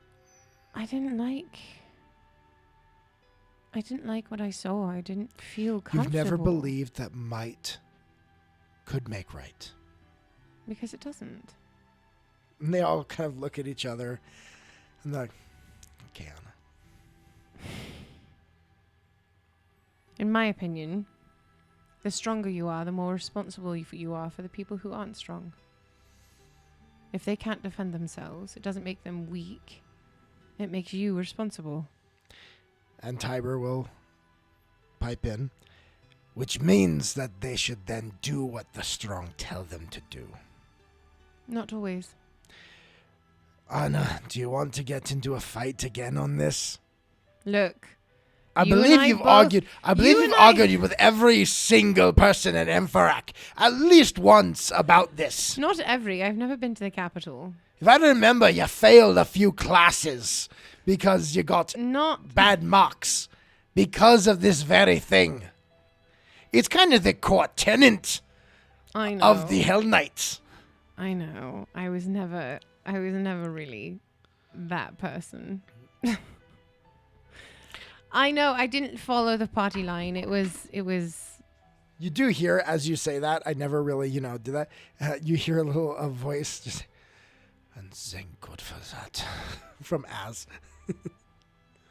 She kind of smiles and just, have I officially introduced you to Bruce? I in our time traveling back. You introduced her to Stella. Actually, yeah. okay. Tiber didn't get to meet him because he was on the boat. Okay. Tiber, I'd like you to meet my darling dog. This is Bruce, and I'm gonna send Bruce over to him. Well, hello, doggy. And he kind of gives him some scratches and things like. When did you get a dog? So do you remember that little trinket you gave me to keep us safe at the beginning? The one you never gave back. Yeah, I remember. It was on my ledgers. And Anna's just going to look down at Bruce and look up at him and look down at Bruce and then look back at him until he figures it out. It should go away after only an hour. Uh-huh. So why is it still here? He's now a fey dog. No, he was always. Well, he's not a fae. They come from the ethereal plane. Yes, and that's what I call him. He's now a fae dog. The fae come from the first world. Anna, you really need to get your interplanar geography class. As did a thing, and made him stay here forever. As begins to launch into a magical, thing, and Tiber's kind of staring at him. And then you watch the blur happen across his eyes. I should and reach Stella, out and touch. And the blur goes across Stella's eyes. But Leto is very engaged. The magic users are geeking out right now. Of course he'd be interested. Oh my gosh. Well, after he finally finishes his little diatribe about how Bruce was made, like, essentially, he's the wooden trinket and is now a dog. And he's my dog. And I can speak with him in my mind. And he can speak back. Isn't that exciting? Imagine having an entire battalion of these. It's a big dog. Dogs of war. You could even put armor on them. We should put. I'm going to look at as. We should put armor. We should put armor on Bruce. There's banding you can get. We should do it. It's funny that DM's mentioned that to the player many times. No, you have not. Banding. It's an item in the game I've talked to you about a couple times. He is not. He's a liar. He's like, that'd be nice, but how did he connect it to you though? I don't know. Did you take a strand of my hair or something? I don't remember. As kind of message, Anna, I linked it to your magic with Pharasma. Oh. I don't know if you want them to know about that. No, I don't. It was a magical doohickey thing, unless you want him to go into another diatribe. No, that's fine. I'm exactly. good. All right. But yes, I just thought I would introduce you to your wooden dog. That is now no longer a wooden dog. It was onyx, but okay. Oh, sorry. Wow. Yes, but this is my dog. I guess I don't really have much else. But Stella, can I grab you for just a sec? Yeah. Before sure. we go. I think I kind of walk away a little bit from the group. With absolutely no beating around the bush or trying to like soften anything, I'm just going to turn to her and say, they found Sia. Oh, wow. She's in Andran. She's in Agustana. Oh, wow. Like, wow. Like, we thought she was dead. We thought that we were never going to see her again. How'd you find that out? Through a network. You have a network? There's a lot. Wow. I don't know how things have changed. I know. Not exactly the way that I wanted it all to change, but... You gonna go find her? What do you think? She's my baby sister. She's sick. Well, that's tomorrow you go? Yes. So I'm gonna ask one question of you before you go, though. What? Anna, you're our only contact really here. I think the guard now understands how powerful you are. Yeah. She just kind of smiles. She was making a joke.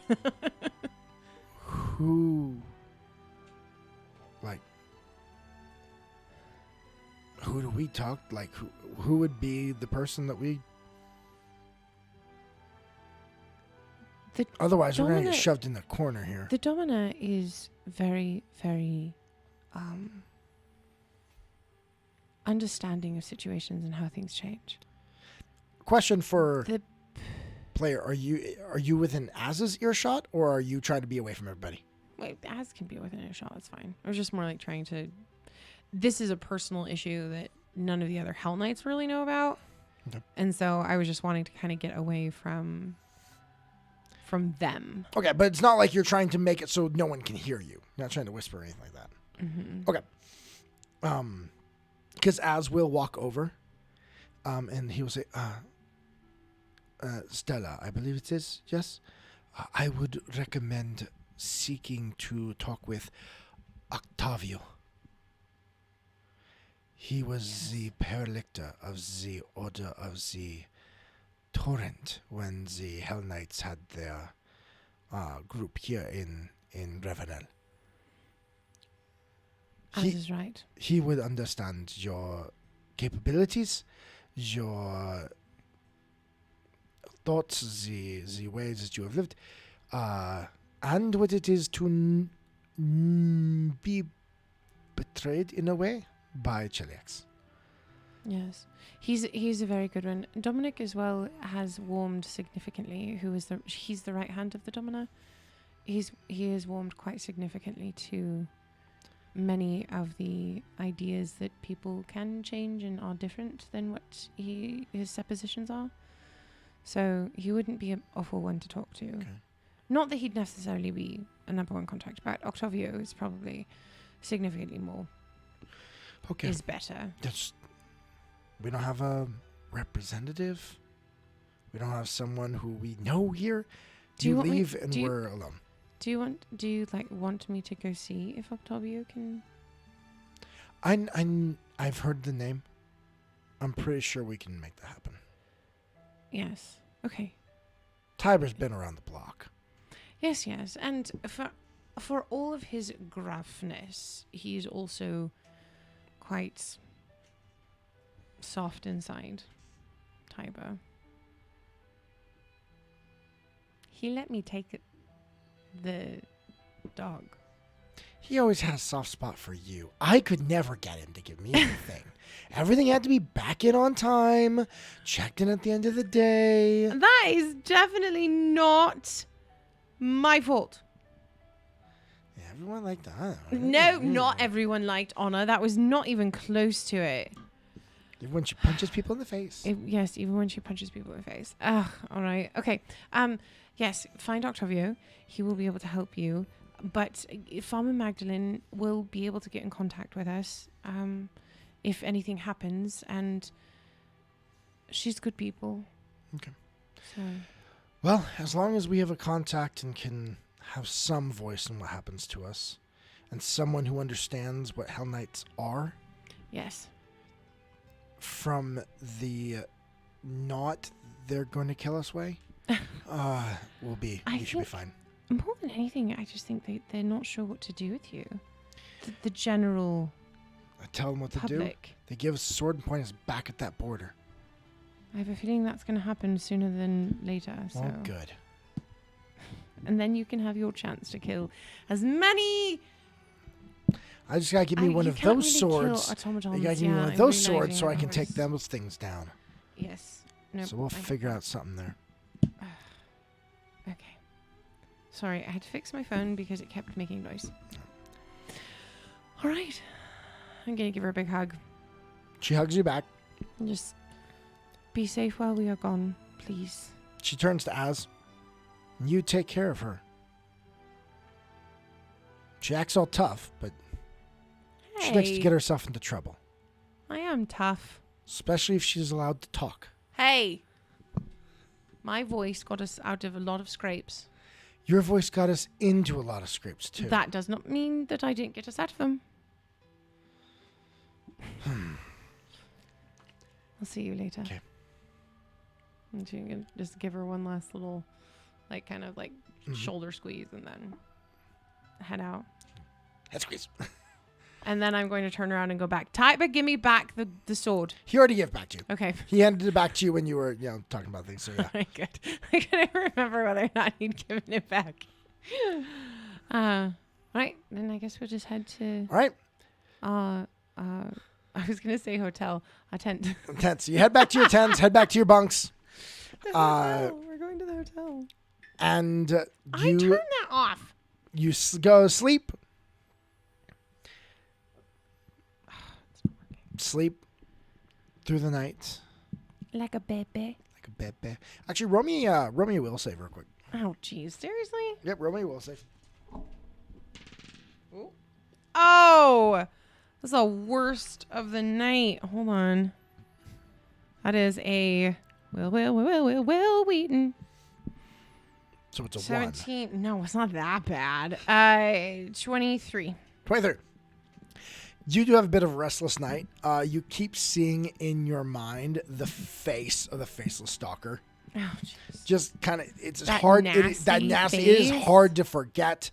So it is a bit of a rough night, but nothing too horrible. Okay. But you had a traumatic day with seeing some very weird things, and shakes you up a little bit. Yeah. All right. The next day, you wake up. Az is there, reading as usual, getting prepped for the day, deciding what spells will be good, making sure he's got a couple sending spells Yes. to communicate back with. For sure. And you get ready for the day. Is there anything else you'd want to do before the Domina calls you? I would like to make sure that my blade for the day is something different. Okay. I would like it to be the one that is the recall. Okay. Return. The returning Yes, rune. the returning rune. That allows you to throw an item and then it will return. It's a boomerang. Now, just so you know, what are you putting this effect on? I'm putting it on my adamantine sword. Okay, just so you know, swords do not throw well. I'm going to put it on my soul dagger. Okay, you can put it on the dagger. Okay, yeah. I'm going to put it on the soul dagger and... I will comment, though, Does it have an effect on her? No, but here's the one thing I would say. You can put the effect on there. However, you can throw a dagger about 20 feet. She has an extending ability that goes up to 60 feet. So it might not have a ton of use there. Okay. So you got shifting. You've got ghost touched, which allows it to hit ghosts and other incorporeal things. We didn't get into the haunted city, so that wasn't useful. Yep. Okay, I guess I'll just leave it as shifting then. Okay. I wanted to do something cooler with it, but... That's all it is at the moment. Yep. Okay. All right, cool. We'll do that.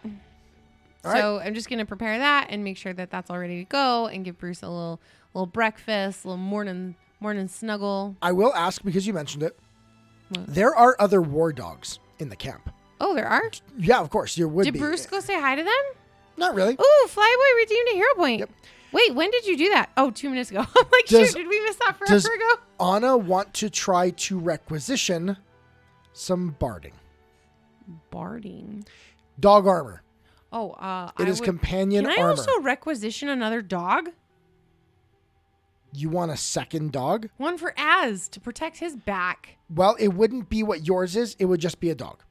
Yeah, but would it be a war dog with the like? It could be. What I would say is Az would need to be doing animal handling checks. It would not be able to enter into combat the way yours does. It's not an animal companion. It would just be a dog. It would just be a dog. Yes. Okay. Yes, and then forget the other one. And Az is kind of like, Anna, remember, I can summon a dragon. I know, but sometimes it's one. nice to have a dog at your backside. We have him. We're good.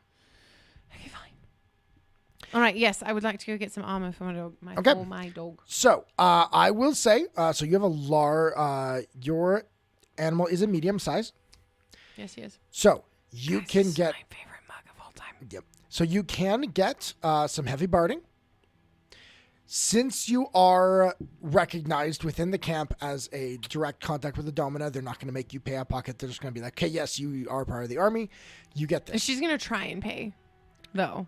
She would like to try and pay. Okay. So, ultimately, she'll give in to them saying that, but she does at first try to pay for it. And she's like, no, I've got the money. I've got the... Yeah, they're like... I've got the coin. It's fine. It's like, no, you are part of the war. We know who you are. You paid for the war. You can have the armor. Okay. However, after we get that done, I do have one other thing I want to do before we go to the Domina. Okay, so here's my question for you. What is Bruce's strength? 17. Okay, he has a 17. I need to double check. It might be 19.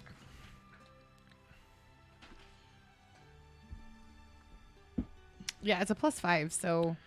Oh, it is a +5. Okay, that's Yeah. what I wanted to check. So you have since he has a +5, you can take heavy barding. Okay, cool. Heavy barding will give him a +3 to his AC. I have to write this down You do. on the paper. I'm trying to see if there's a pencil anywhere nearby. Is there is that a pencil that actually has a thing? I don't know if it has a thing. It has a thing. Okay, so it's a +3. Yes, he now has a +3 to his AC. Bruce has almost my same AC now. It's 30. Yep.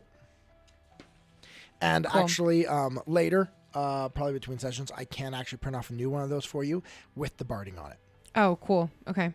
Because no, it doesn't. It's not going to affect anything else. It'll Nope. just be that. Because he has a high enough strength, he doesn't take the speed penalties or anything like that. Yes. So yes, he has a. However, Bruce, you're what's his badass. dex? +5. Okay. If you take the heavy, the dex cap is +3. So he'll get 3 to his AC, but he also gets a -2 to the AC. So it actually only goes up by 1. That's rude. Sorry. I already wrote it Yeah, down. it's like heavy armor for, if you're wearing heavy armor, you can only add so much to your dex. There's only so quick you can move. So I would have you, since honestly the light is a +1 and the medium, because of his dex, is a +1, I will let you decide. In the one hand, he's got this bigger, bulkier, like almost like a metal armor on him, but he's going to move a little slower Okay. from an RP perspective. Yeah. Or do you want him to have light so he's still dodging, Let's do light because Connie Corsos are already pretty derpy, like derpy not face. super. So it's going to be just like leather. So- It's just going to be like leather armor versus like some metal pieces on it and things like that.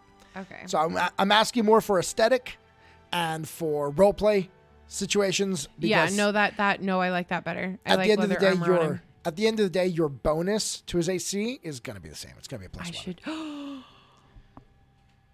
I just had an idea for a Halloween costume for our Staffordshire Bull jeez. Terrier. All right. So you get that. What was the last thing you wanted to do? I would like to go find Sir Michael Okay. and go speak with him before we leave. You, of course, find... now, it is early, but you find him there in his tent area. Again, they have the... you notice it's a lot less busy. Not as many nobility trying to prep to go see the Domina. And so he is there working, of course, on outfits, but there's not the frenzy there was before. Anna. Hi, darling. I just wanted to come say hello and goodbye for a little while. I don't want you to be alarmed. There was a little scuffle with the Domina. I heard Earlier. that has been all over the place. I know. But Az and I were able to, and a few of the guards, we were able to stop the intruders and take care of them. However, we have to leave now I know. because of it. So I have heard. wait, you heard we leaving? Yes. I mean, yeah, and we were supposed to be... we're waiting for the Domina to call, correct? What are you talking about? We're supposed to meet at her tent. It's not the concept of the tent or go. It's the we. What are you talking about? I'm supposed to be there at the Dominus for a meeting before you leave. But you're not coming with us. No, I'm not. I make dresses. Okay. What are you doing?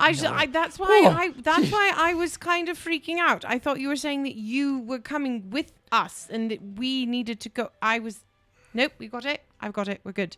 Yes, yes. I'm then, simply we have to waiting go. for her call.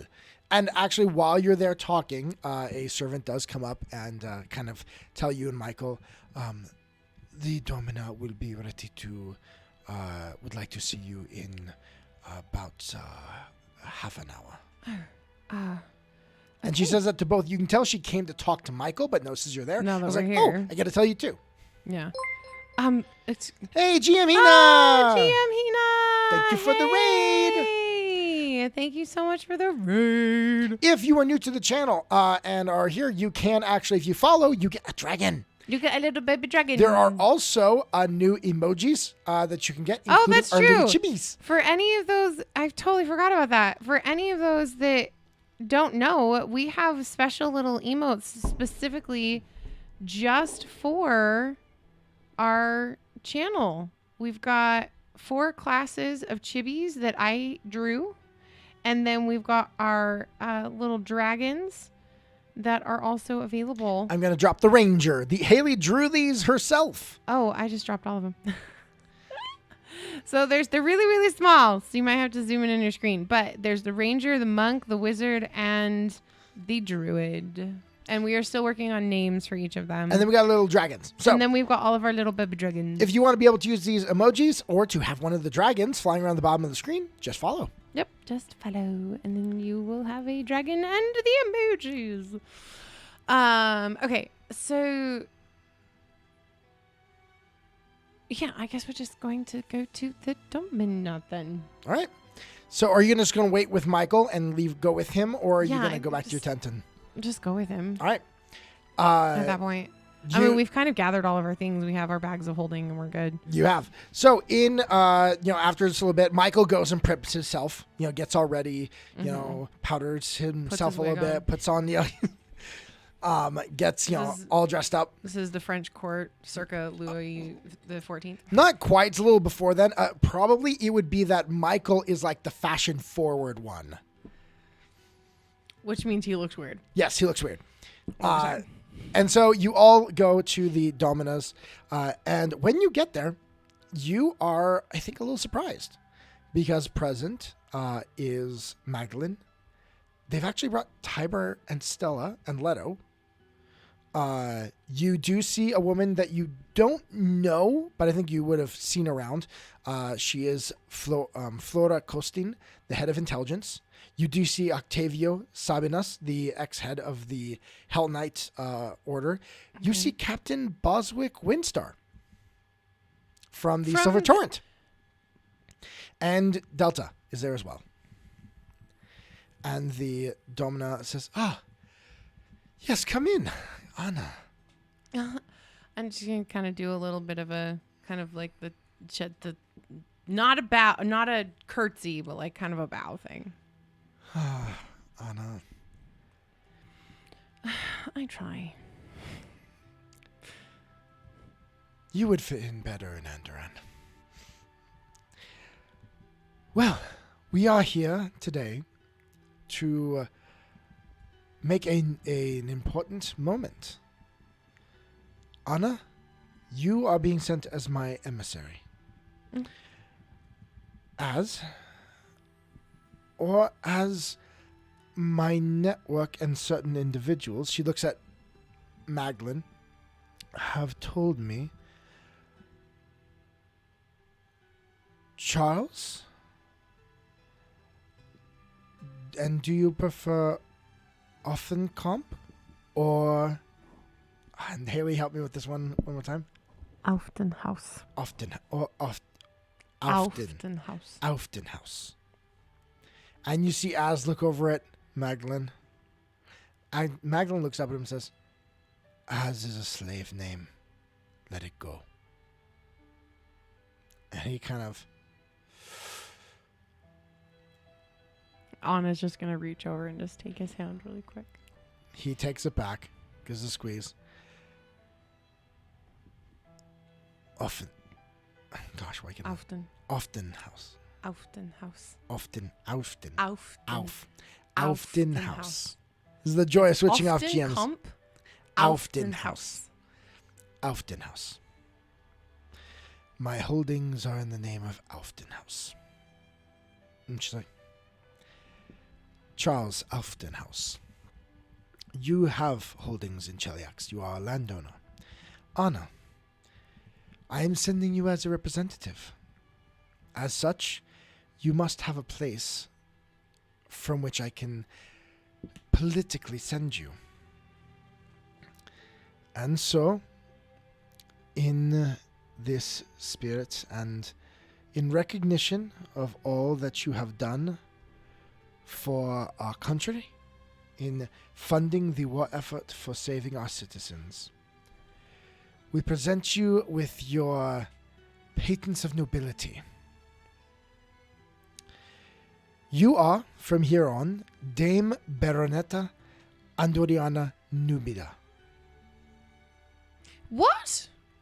You are a dame. It is the female equivalent to Sir in our court. And you are a Baronetta. I am giving you the lands of the Menador Gap as your holdings. Wait, wasn't that destroyed? Yeah. I mean, there's a castle still there. It's under some rubble, but I didn't think you'd actually want to take care of any place.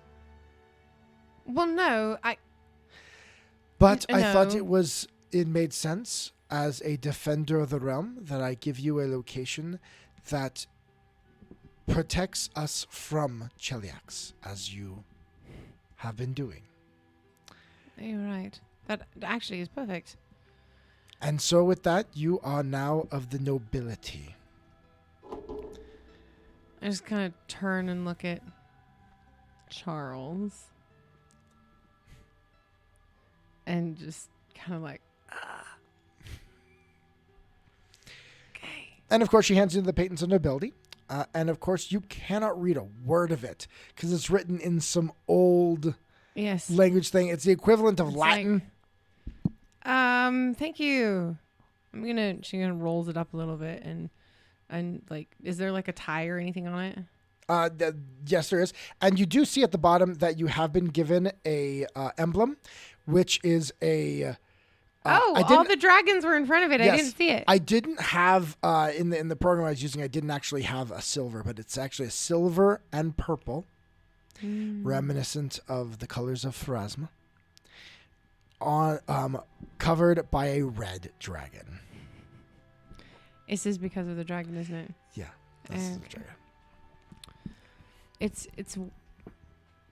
It's intimidating and wonderful. Thank you, Your Highness. So you can now be introduced as Dame Andoriana Numida. And is he Sir Charles Austenkamp? Or his land and holdings are in Cheliax, so I can't exactly give him a title there. But wouldn't it be there? You are my emissary. I officially knight thee, Sir Charles. As my official the whole area kind of chuckles. As my official first action as a baroness. Well, you're a baronetta. It's a baronet, not a baron. So it's a level lower than barons and baroness. Oh. Well, it's still going to be my first act. Yes. Of course, Anna. You can't do that, but okay. They're all kind of just, kind of letting you do a thing. All right. Well, you have now your noble standing and your lands within, which makes you a citizen of Ravenel. Which makes you officially my domina, Your Majesty. And she will give a true regal bow. There you go. And everyone... to her ability. Everyone gives her a little clap, and Michael is dabbing his eyes. What's Stella doing? Stella... Is she pissed? She looks at you... Roll me an insight check. Or a sense motive, I guess is what it is in Pathfinder. D20, it's a perception check. Mm-hmm. Oh, that's not... I'm hero pointing that. Okay, Hayley's hero pointing that. That was really bad. I'm going to do that again. Oh, that was even worse. Frick. What you got? A 4 to a 2. Like, really? So that is 19 perception. You're not really sure. She doesn't seem angry. But there seems to be a myriad of emotions, and you can't quite read it. Okay. Well, Right. with that, when will you be ready to go? Officially, we're ready now. We can... Delta? She turns to him. And Delta... Oh, like now. Oh, now. Yes, we can... Mm-hmm. One moment. And then you watch as he puts his fingers together, closes his eyes. And you would recognize this mode from seeing Az do it. He's casting Sending. Okay. And he waits, and then he comes back. They can be ready for us in the next half hour to arrive. It will take some time for the preparations. Anna and Az, would you come with me, as you can help? Of course. Yes. Anna, if there's anyone, I believe we brought together the people that you know here. If there's anyone you want to say goodbye to, of course, bid your farewells, and then Delta will guide you to your travels. And good luck. Our hopes go with you. Of course. I'm gonna just go over to Stella. I'm not really gonna say much because that was like we kind of talked last night, and I wasn't expecting to see her again today. But I'm gonna give her a hug, and as you hug her, she hugs you back, little tightly, and says, "I think we just answered the question, Anna. I didn't ask to be a royal. It's okay.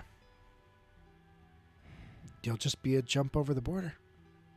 You are always a sister to me. That will never change. Well, maybe someday we'll decide to just go and invade the Mendor Gap, you know." I won't have a home there. It's under rubble. Did you hear the domino? I do, however, actually have a house in Kintago. It was given to us by a golden dragon. When this is all done, you're going to need to tell a lot of these stories. I know. There's a lot of them. Like, a lot of them. It's stupid how much life I've lived in the last 4 months. Well, go handle some more. I'll see you on the battlefield, though. And we're going to bring down this arrogant little gnome. I agree. I'll be the one with the I'm going to sword. get one of those. You need one. I'm not Okay. sure. If I find another one, I will send it to you. When you go kill another dragon. I apparently, don't again. know. I didn't even really... Good luck. And just one little final like tap kind of thing, and then All right. kind of just nod at Tiber, and I do give I give Sir Michael a big hug, and I'm just like, I will be fine. Everything will be all right. I will be back. I remember when you found me on the road, and now you're part of the noble, and we need to get you more dresses. And you have to start dressing like Sir Michael, did you not hear what she said, though? What? I don't have a castle. I don't have real land. I have no people of which I am a leader of. It's all right. It's still me. It's me and myself. That's it. But you're not. You're now about... She just gives her a quick kiss on the cheek, and she's like, it's all right. All right.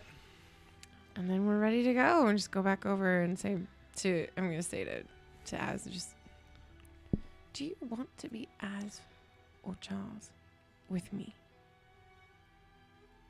I do not know yet. But she did say something that is true. As I kept the name. I did not have a name, and so it became an easy way to call me. And I kept it that way because I was undercover. I was an agent. And now I'm not. And why do I still have that name? I've always thought it odd. I never thought about it. But now I am.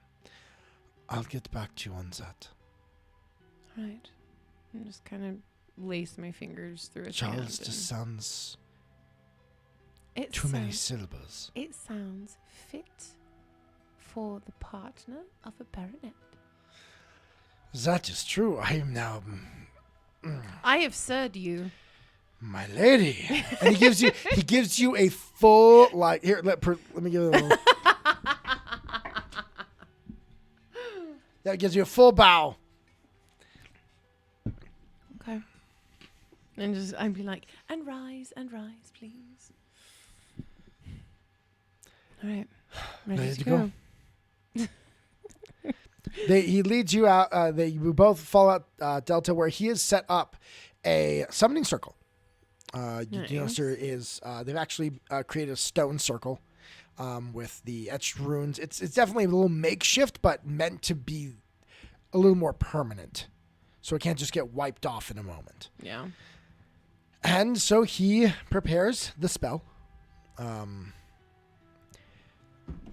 And he does ask Az to assist with some of the incantations, and yeah, he's with his bonuses. You're like, I don't even need to roll not anymore. worth Unless rolling. you get a nat 1. Yep.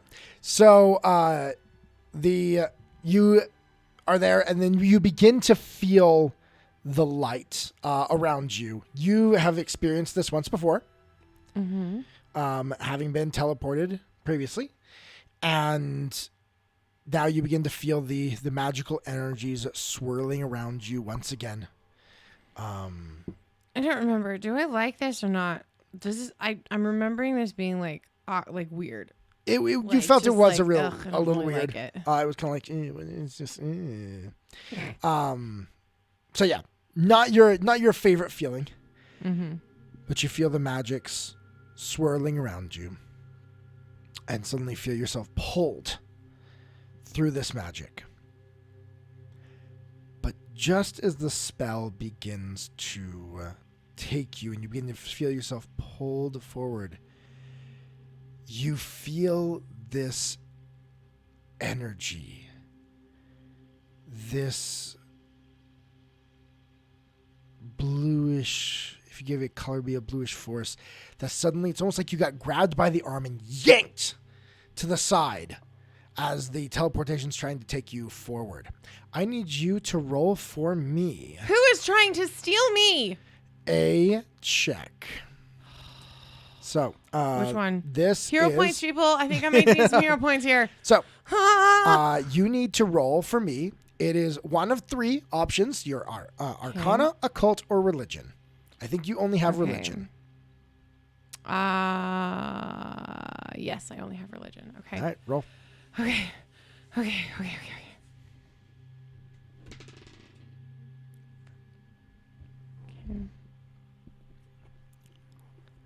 don't like that number. What is it? 19. 19. All right. You feel it pull you. Nope. Attempt Hero to point. Somebody throw me a hero point. Pull you off track of this teleportation. But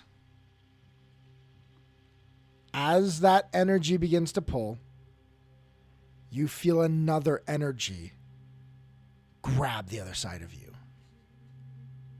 What is happening? This energy,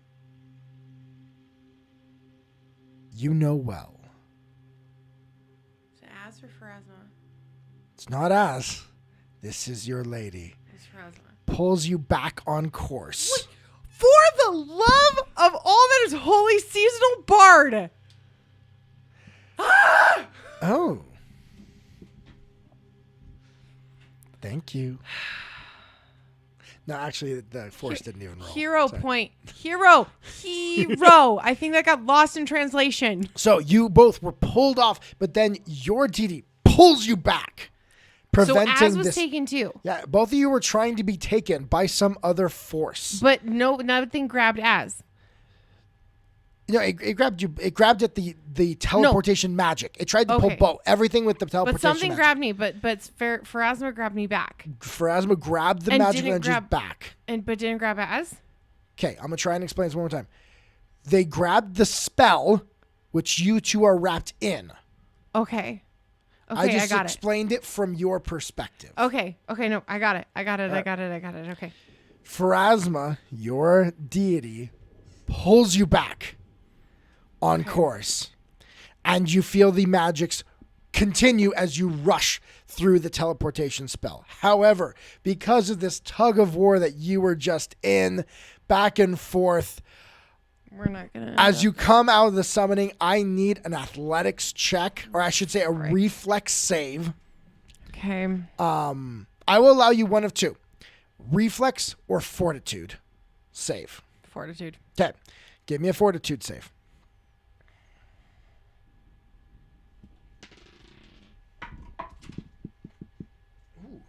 Ooh, maybe. 27. Okay, 27.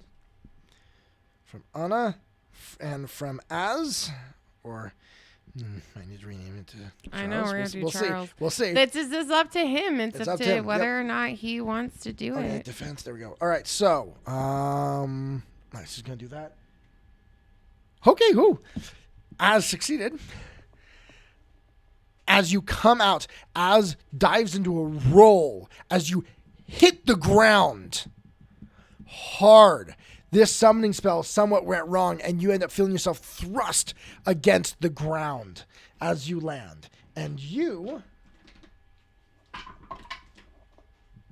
take 7 points of bludgeoning damage as you are slammed against the ground. You try to take it like, okay, just going to land this on my feet, but it jars your legs, and you feel it in your knees and in your hip, and you fall to the ground and are prone in the middle of this summoning circle. Okay, so we're in the middle of a summoning circle and we're prone. Is it the right summoning circle? Roll me a perception check. Are we where we're supposed to be? Okay, that's not bad. 30. 30. Mm-hmm.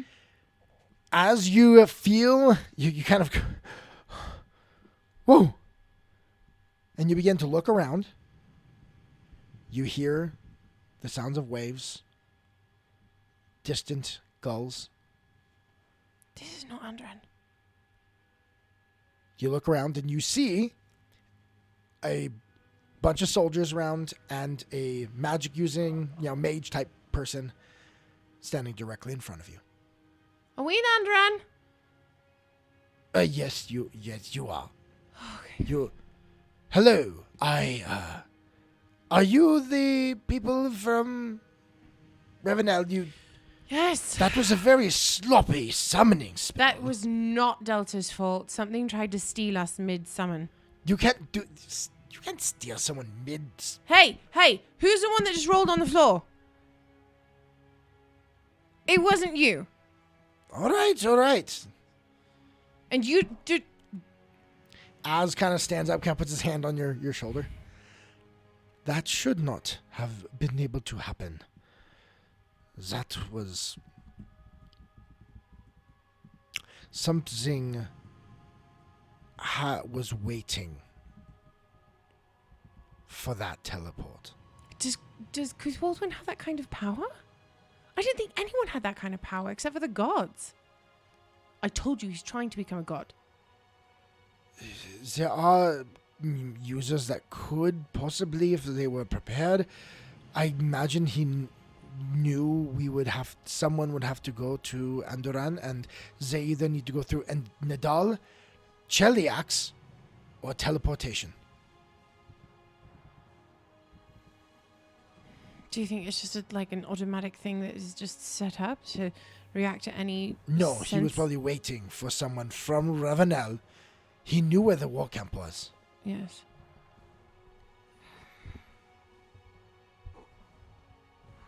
We need to get somewhere safe immediately and not in the middle of a beach.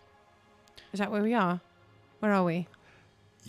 Welcome to Augustana. Thank you. We're here. This is the, you do realize we're a port city, right? The magic user. No, you're good. I understand. Welcome to Arsenal Island. The Come with me. Yes. Okay. And I will follow him. I'm very anxious to get like inside after that experience. As you begin to actually look around, you do see you're in the middle of a domed stone room with windows. Outside the windows, you can see the ocean. You can hear the birds, hear the seagulls, and you do see there's quite a few guards, all of them standing at attention. You can tell it's not like they're like here waiting for you they're at attention. That's their post. Mm-hmm. He begins to lead you through hallways and areas. The architecture is very, it's beautiful, but it's also somewhat militaristic. There's a minimalism to the design. So God, haven't seen you in a hot minute.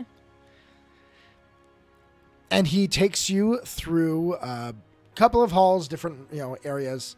You do have 4 of the soldiers that come with you to act as guards as you are led through, and eventually you are brought to what appears to be a central hall. Okay. It is a large open area with a domed ceiling, and in the middle you do see a hole where the dome comes to its zenith. And through it then casts a light down from that to where you see in the center a throne made of what appears to be blue and purple coral with gold leaf accents. And sitting on the throne is a tall woman in what appears to be a somewhat done up but military type uniform. Similar to those around you, but with definitely more ornamentation. Roll me a warfare lore. Okay.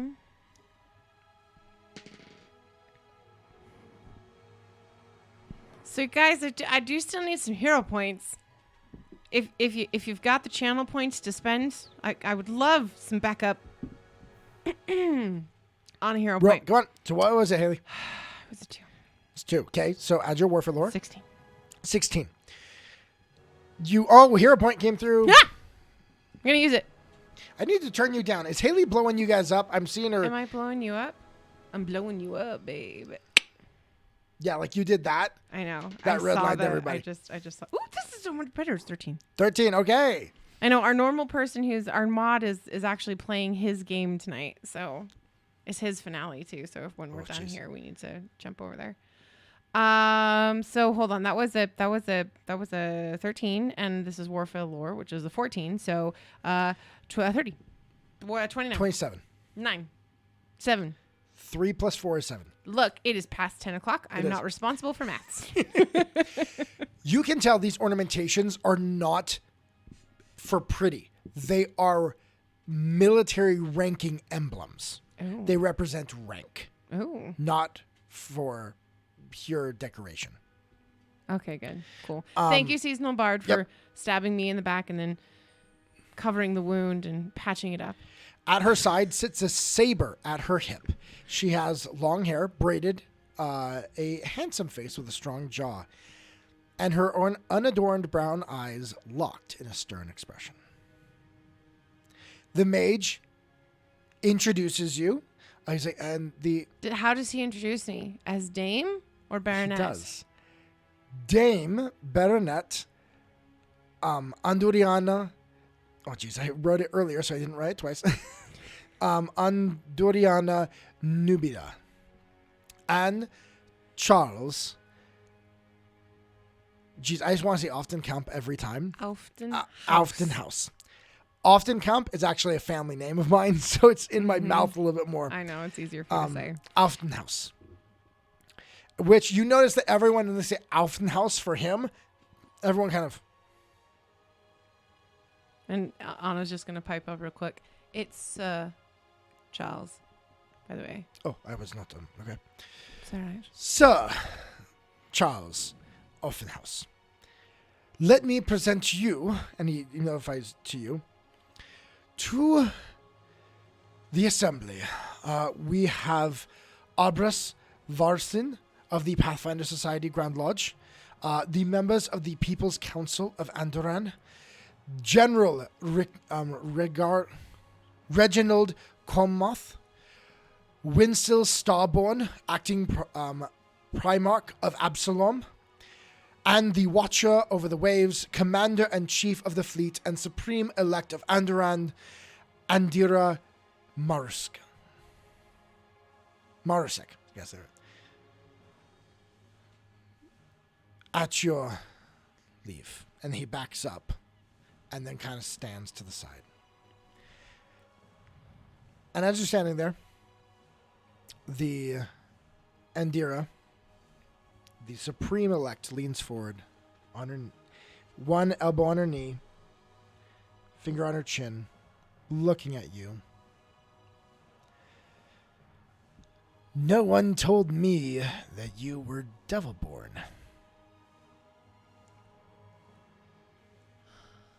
I genuinely don't know if I should take that as a offense or not.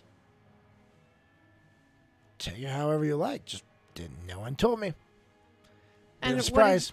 What exactly is your opinion of devil-borns, as you call them?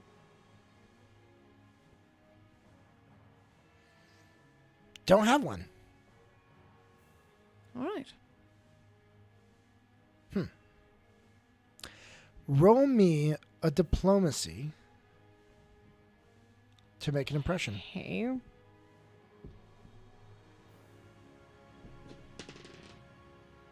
Just so you guys know, I can have up to 3 hero points at any given time. Okay, give me what it is. If you ever feel so inclined. Diplomacy is 16, I think. Hold on. Yeah, you got a good diplomacy. Yeah, 16. So 27. 27. She looks at you. Well, you are the ones sent by the Domina, huh? Yes, your Majesty, we are. Well, not what I expected. What were you expecting? More frou-frou. All right, and at that, as we'll take a step forward. Nice. I have something for the Supreme Elect. And he holds it out, not to take it to her, but to wait for someone to take it from him. Yes. Take it from, yeah, okay. And the mage, will walk forward, and he will take it. He will then examine it, cast some detect magic, some read aura right there, and then he goes over and places it in the Supreme Elect's hand. She looks at it, opens it up. Roll me a sense motive. Okay. Why do we keep rolling this dice? Pick a different one. I will let you pick a different one. No mini dice. Pick a full size dice. I don't have any full size dice over here. Full size dice. Here it goes. Oh, please don't. I will roll it right here. I know you have my lucky dice. You have good. Sorry. Okay. Nope, that was a 4. Okay, not lucky dice. So not lucky dice. We'll just go with that one. What is it? So what was the perception? It's a perception. So that is a 21. Okay, it's still not bad. You broke 20. You see at the corner of her mouth a little uptick. Just kind of looking over at Charles. She looks over at Charles and says, "You're a little tall for a halfling." And he smiles. Anna just starts laughing. So you laugh like straight up. Straight up, she just starts laughing. All right. As bows, I was told that I grew too tall. But I serve. I'm like, huh. All right. Well, to be quite frank, I'm not exactly sure what we're supposed to do at this point. Right now, we're supposed to talk. What are we supposed to talk about? What the heck are we supposed to do. So, you, from what I understand, have seen what we're dealing with in a way. Not in a way. I've seen exactly what you're dealing with. I was there when it was conceived. What do you mean? And I will allow the player, if she wants to give, like, I tell her a bunch of things. I'm gonna... Well, first I want to ask a question. Were you not told anything of who we are before? We were told that you were the ones that were going to be coming yesterday. I'm just gonna look at Charles and just like, they have no ability to tell anybody all of it, do they? We were supposed to have someone else, some diplomat person. Oh, they're all a bag full of bricks. They're not worth anything. Then we were told that they couldn't trust, and you were the two that they said they could. No, of course they couldn't trust them. We have shapeshifters now. And then with that, I go into us being at Infrac, not all of the gritty details, but the general gist. ideas, and then what kind of happened recently at the camp with the shape-shifting crazy assassins. All right. So you've got them too. You've experienced the fleshy man face things. Yeah. Well, I haven't seen them in fleshy man face, but we've had like to where we stop an assassin and then we find the person that they look like and they're like, what the heck, am I on the floor dead? And like stuff like that. Yeah. Yeah, it was the first time we've experienced that. So the Domina of Ravenel is very heavily guarded now, and personnel is double, triple checked before they're allowed in to see her. And she knows that we are probably the only people that she can trust to not taken over, but you know what I'm saying. So because you told everything and just were like, boom, here it is, I want you to roll me a new diplomacy check. Oh, okay. You get another chance to make an impression. Natural 20! There we go. First one of the night. And it's like, we're going to be done in a little bit. Yep. And so she nods, motions, I need a table. And so they bring over, suddenly a couple of the guards bring over a table, just put it right in the middle of the room. Like there's all these like dignitaries there standing and they bring over a table. She jumps off the throne, has motioned someone to bring over. They put a mat down and she slams a dagger. She pulls a dagger and slams it into the corner to hold it on the table. I'm going to lean over to Charles and just, no, I'm not going to lean over to Charles. I'm going to do sending. You can telepathically communicate. I'm just going to tell him, I really like her. And then she also motions to a couple other people.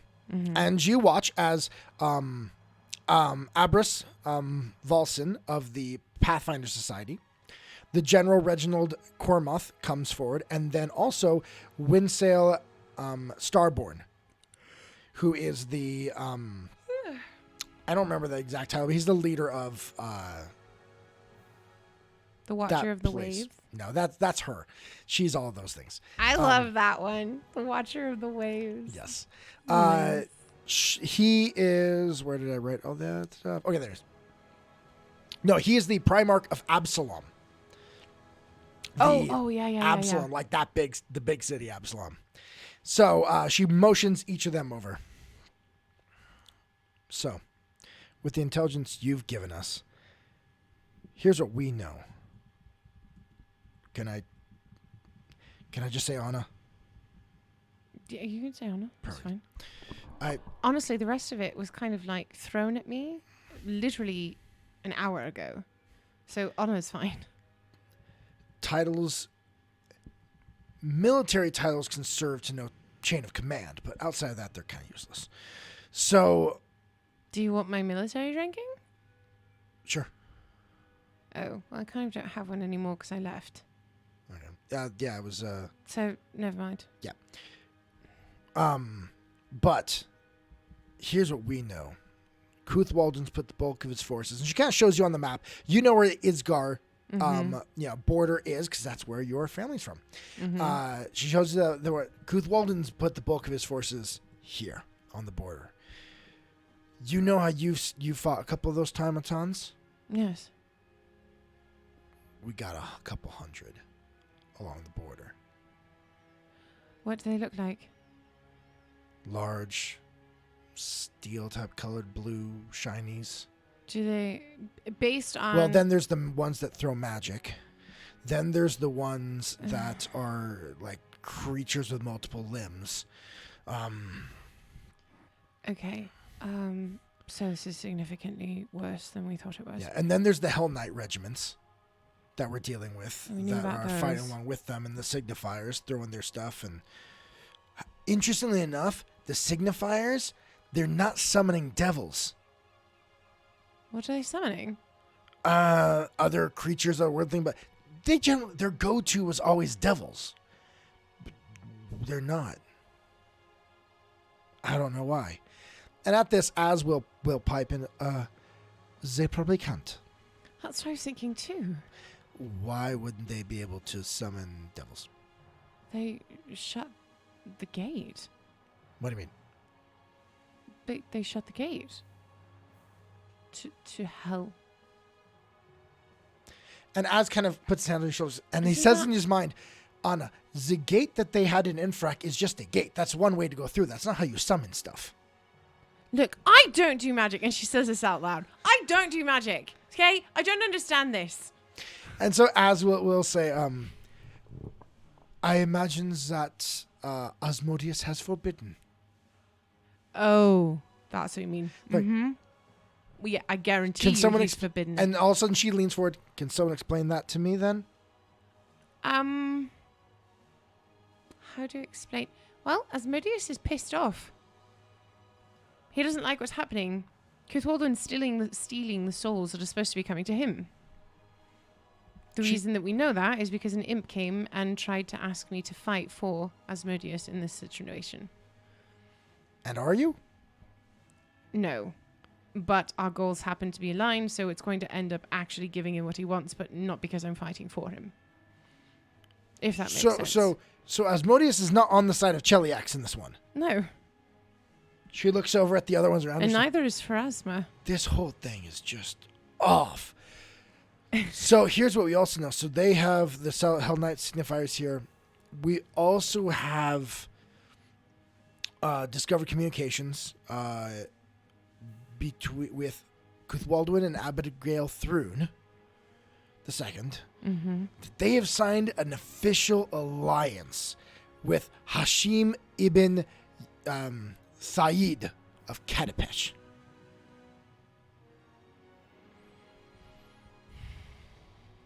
Can someone get to Abigail? She's in the capital from what we... Can we send an assassin? They all start laughing. Like this is the funniest thing ever. I understand why you find that ridiculous, but it would significantly hurt. We've tried. We've been trying to assassinate her for how? But how? Well, I just am suggesting. Well, you're not the smartest one off the boat, but you can. So, we've been trying to kill her for a long time, so none of that's been happening. But this new alliance is concerning because now not only does he have Cheliax, but we got Katapesh on the other side. That's on their side too.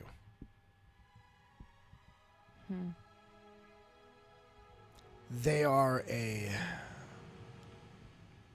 interesting country that has weird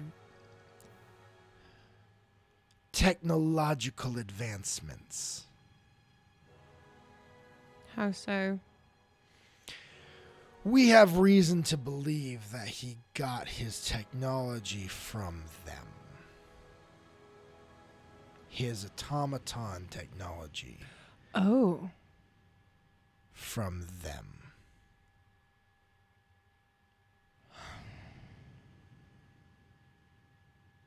The Pack Masters of Katapesh are a very secretive group. Mm-hmm. Don't know much about them. We know they run it, but Hashim runs the day-to-day. Runs the commerce. He runs the day-to-day of everything. We are not in good standing with them because we take all their slaves. But yeah. Yes, of course. So there was an official alliance now. Between all of them. But there's a stark similarity between what Cuthwaldwin's bringing to my borders and what they have and have had in Katapesh. So what, you think it's more? We don't really know.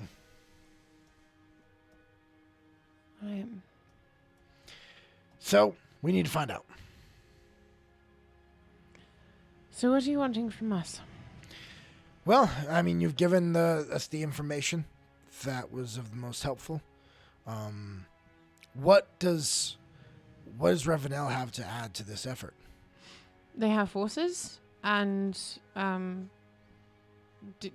were we given like a list of things that they were willing to supply if were brought into an official alliance? Oh, okay, that's awesome. You are her emissary. They do have forces. They are not nearly as well equipped, I feel, as yours would be. But we do have numbers.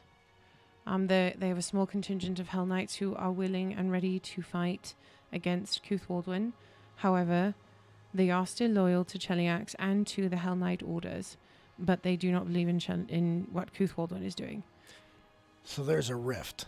Yes, there is, and they are not the only ones. However, any of the Hell Knights that speak out loudly, especially those who are in leadership positions, have a meeting with Cuthwaldwin and suddenly agree with him. So we believe he's using mass mind control of some sort, or enchantments, to keep the dissenters from... That might make more sense, doesn't that, gentlemen? And they all kind of... the general leans forward. Well, from what our forces have seen, the Hell Knights... He looks at you. You served with Hell Knights then. Yes, I did. You know that they are brutal but efficient. Yes, they're incredibly skilled. The Hell Knights at the front throw themselves with abandon. No care for their lives. That's not the Hell Knight order that I was raised in. It's not. That's why your description fits. If he's turned them all just into battering rams, instead of actual lethal forces, are significantly less effective. Why do you think we haven't been overrun? That and the Navy hitting from the sea. Yes. I think... that's what we have. In terms of strength, honestly, I don't know much. Does your player want to telepathically ask for any assistance from Alice? Yes. Okay. She's going to be like, will you start talking? And he says back to you telepathically, you're the emissary. Yes, and I knighted you. So, let me tell you how this works, Anna. You're the emissary. I am your advisor. So you turn to your advisor and you say, as my advisor, as Charles, what are your thoughts? And do that out loud so that way it's apparent to them that I am your advisor in this capacity. Okay. And he does that all to you telepathically because you guys have this cool telepathic thing. So I'm going to look at him and say, as my advisor, I would like you to begin advising, please. Shelves. And telepathically, not quite what I had said, but okay. That's exactly what you said. What are you talking about? The forces of Ravenel are of minimal assistance, unfortunately. They do not have the strength to push into Cheliax far. They cannot do much to threaten, and Cuthwaldwin at this point knows that, and he is not sees them as a threat at all. But if you are being attacked if they have signed the treaty with Ketepesh, you are going to be attacked on two fronts. The sea and the land. And the Supreme Elect kind of was like, duh, that's the problem. Alright. I need to think. Well, I'll have them see you to your quarters. We have rooms, of course, set up for both of you. I need to think. I need to discuss. Alright. We will reconvene tomorrow when I've had a chance to think what to do. Alright. Right.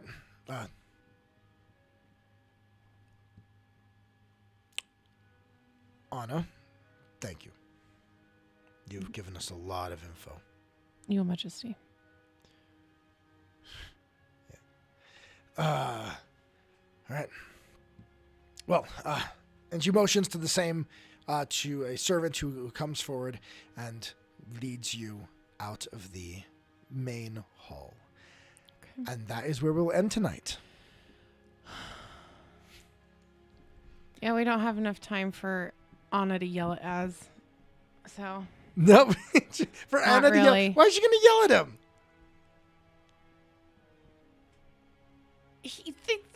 The supreme leader or whatever, just full on calls Anna stupid, and he says nothing. What do you want him to do? Argue with her? She's still super pissed off right now.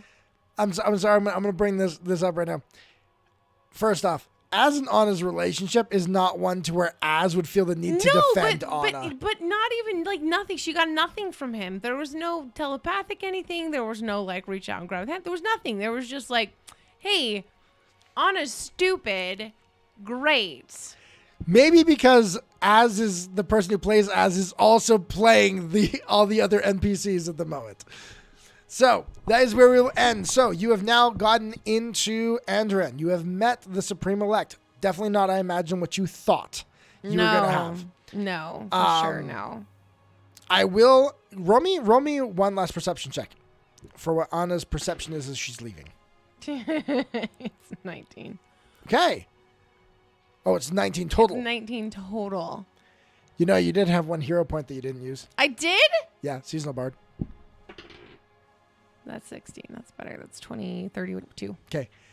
You can tell as you're leaving, though, she likes you. Well, good. Freaking call me stupid. I'm not stupid. I'm not a mage. There's a difference. Well, no, it didn't quite have to do with the summoning circles when she said that. It's like you didn't understand that they haven't tried to kill Abigail Thrune. I didn't think that they hadn't not tried. I meant in this instance of what's going on, have they tried since the thing? Then they've been trying to kill her for a long time. Yeah. So Anna generally doesn't think on nation scales. But you were sent as an emissary, so they would kind of expect that you do. So you're put in a rough situation here. Yeah. But because you were, I will tell you this, because you were upfront and brash, she liked you.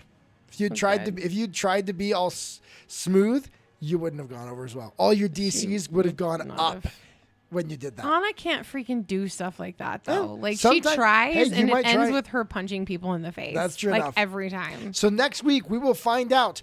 You now have the rest of the day in Augustana.